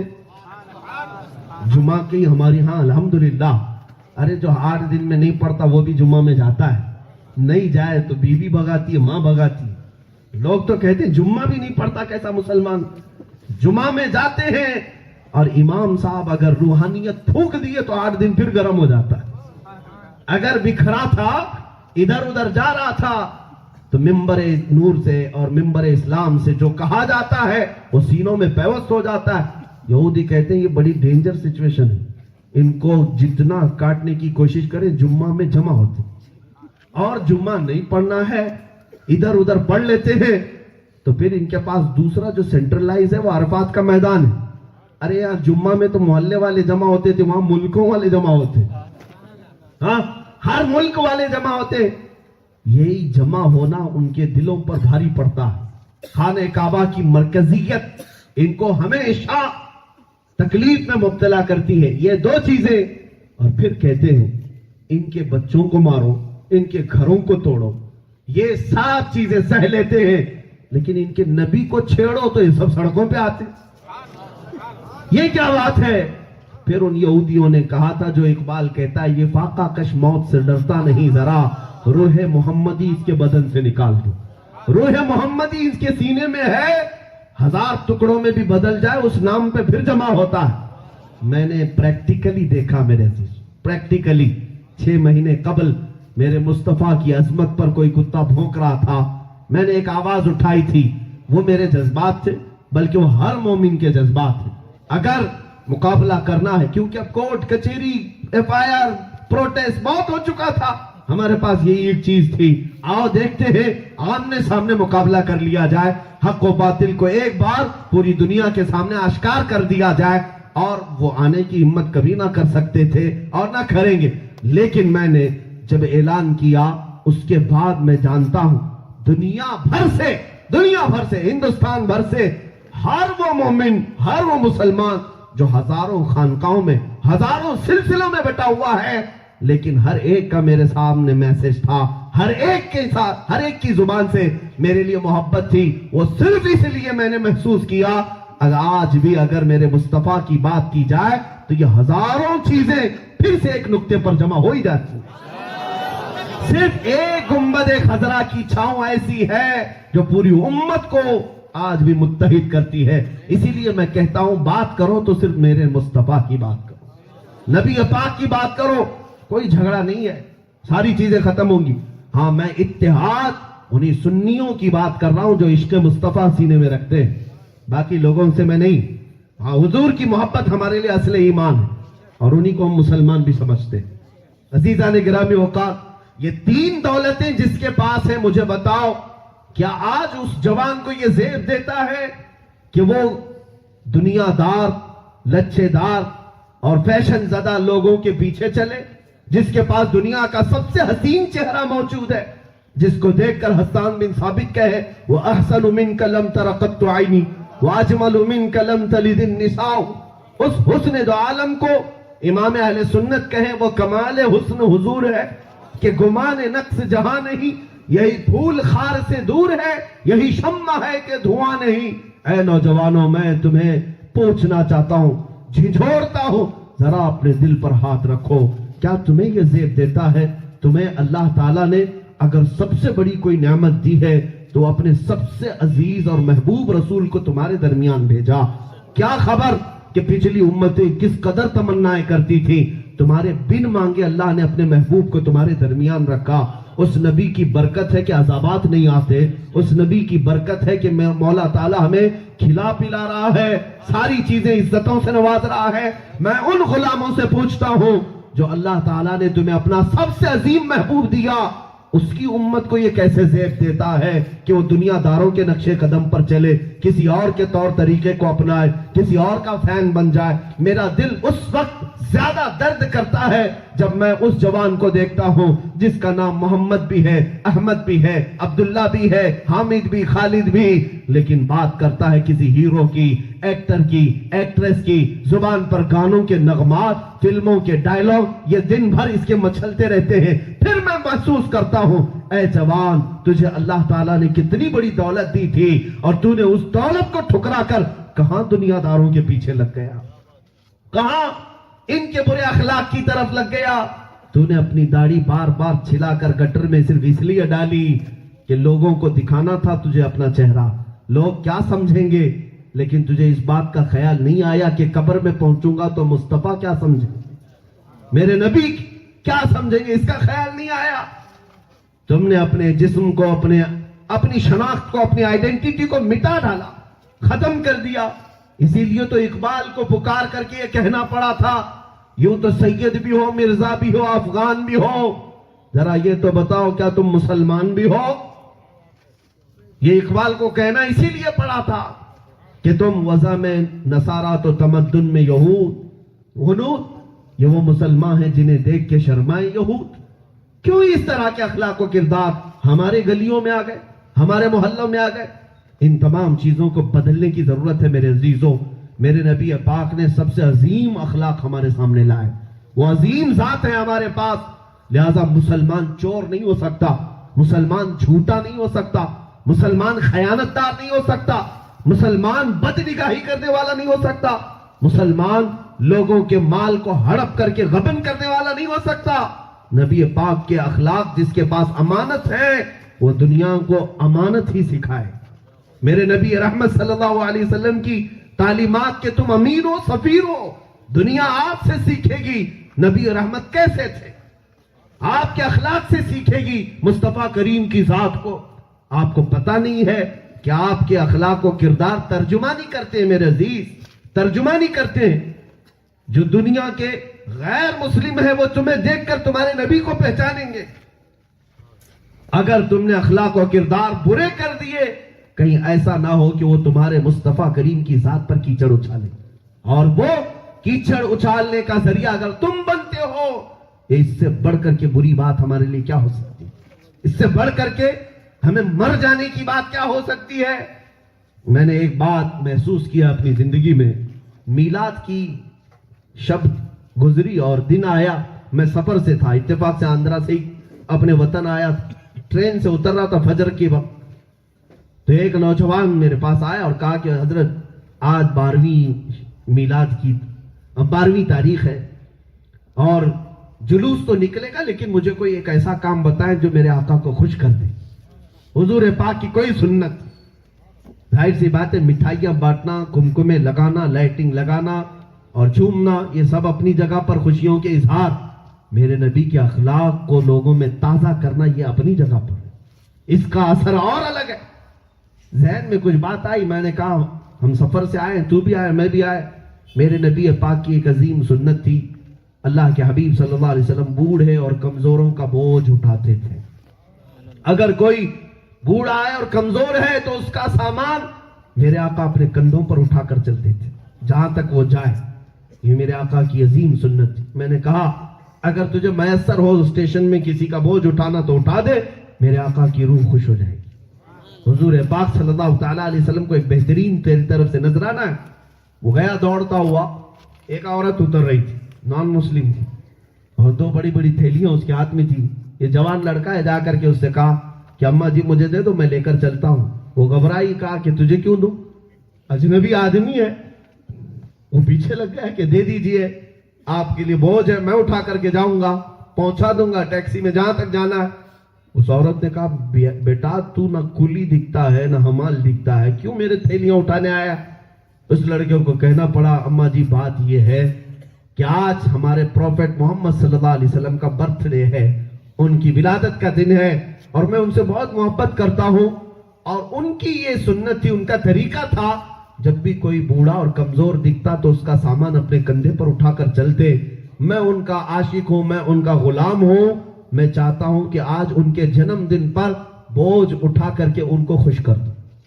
اتنا سن کر کے وہ عورت متاثر ہو گئی، امپریس ہوئی، دونوں تھیلیاں دے دی کہ لے چل بیٹا، اگر تیری یہ بات ہے تو میں مانتی.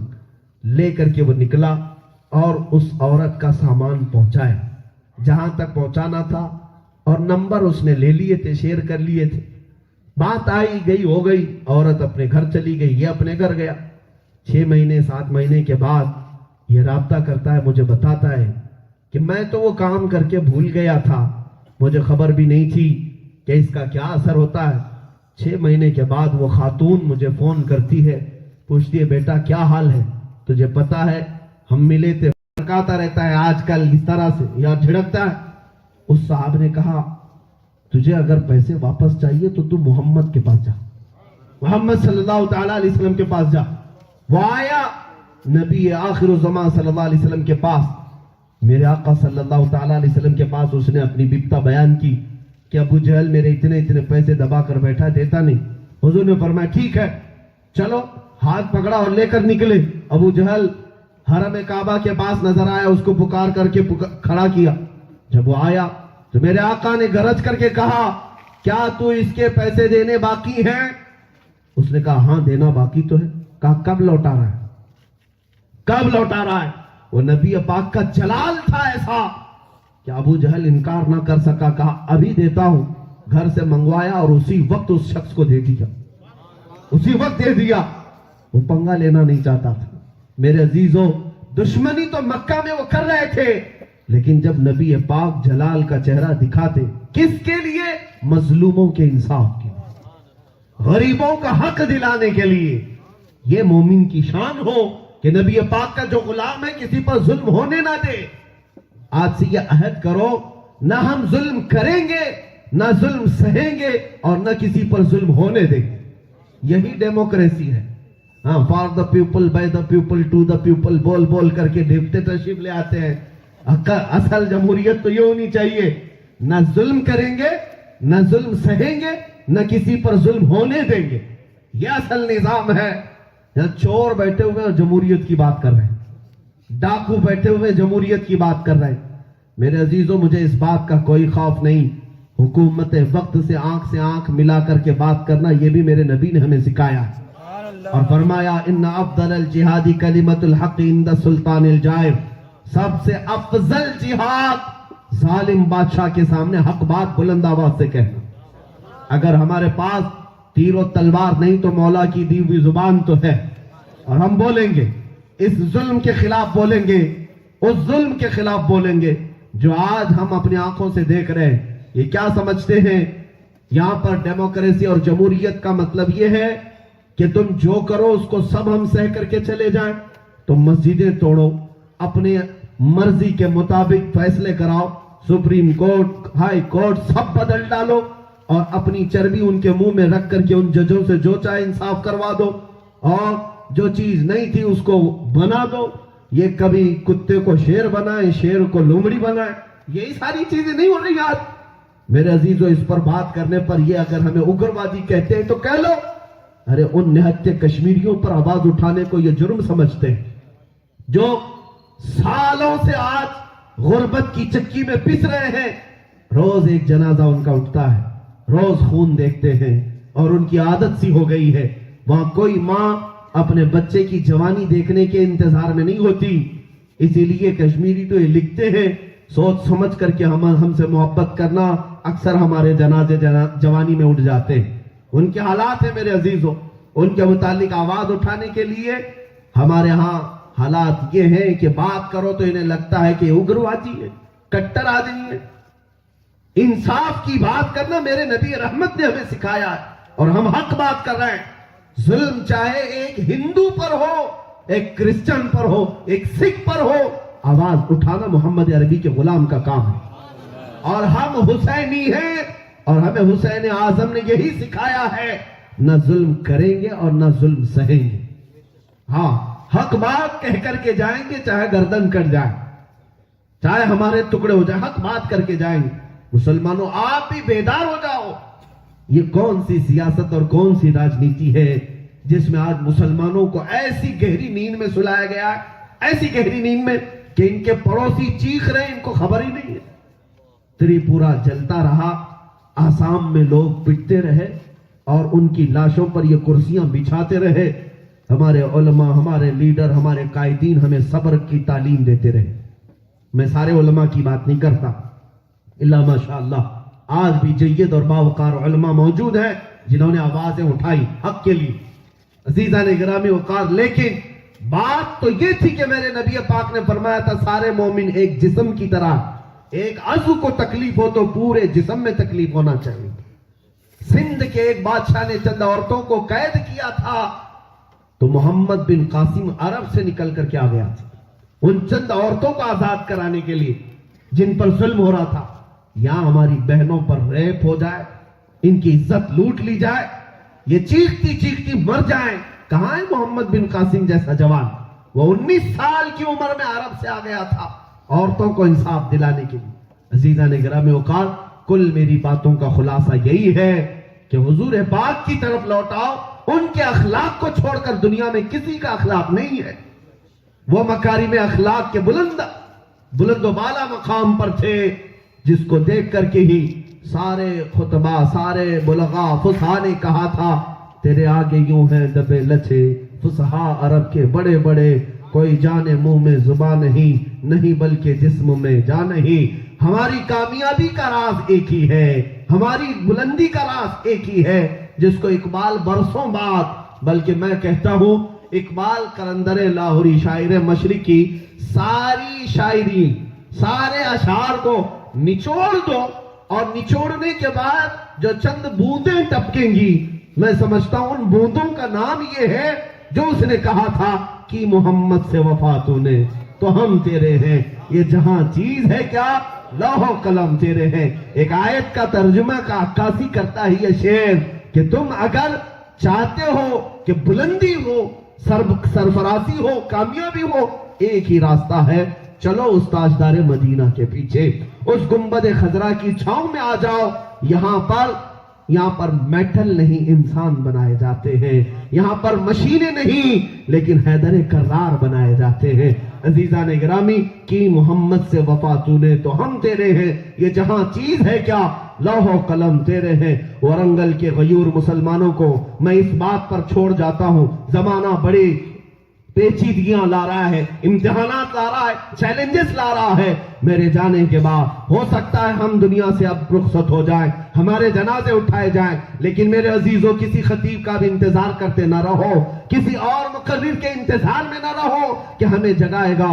جگہ جگہ کے تھک چکے ہیں تمہیں یہ ہنگامے، نشاط لذت خواب گرام بدل ڈالو، غلط روی سے منازل کا بعد بڑھتا ہے، مسافر و روش کارواں بدل ڈالو۔ میں تمہیں اس بات پر چھوڑ جانا چاہتا ہوں، چاہے اب پانی نہ ملے صبر کر لو، کھانا نہ ملے صبر کر لو، کپڑے نہ ملے صبر کر لو، جائیداد نہ ملے صبر کر لو، گھر کی چھت نہ ملے صبر کر لو، اولاد ماں باپ رشتہ دار چھوٹ جائے صبر کر لو، لیکن ایک بات، نام مصطفیٰ کی توہین پر کوئی کمپرومائز نہ کرو۔ دنیا کو یہ بتا دینا، جو جان مانگو تو جان دے دیں، جو مال مانگو تو مال دے دیں، مگر یہ ہم سے کبھی نہ ہوگا، نبی کا جاہو جلال دے دیں۔ وآخر دعوانا الحمدللہ رب العالمین۔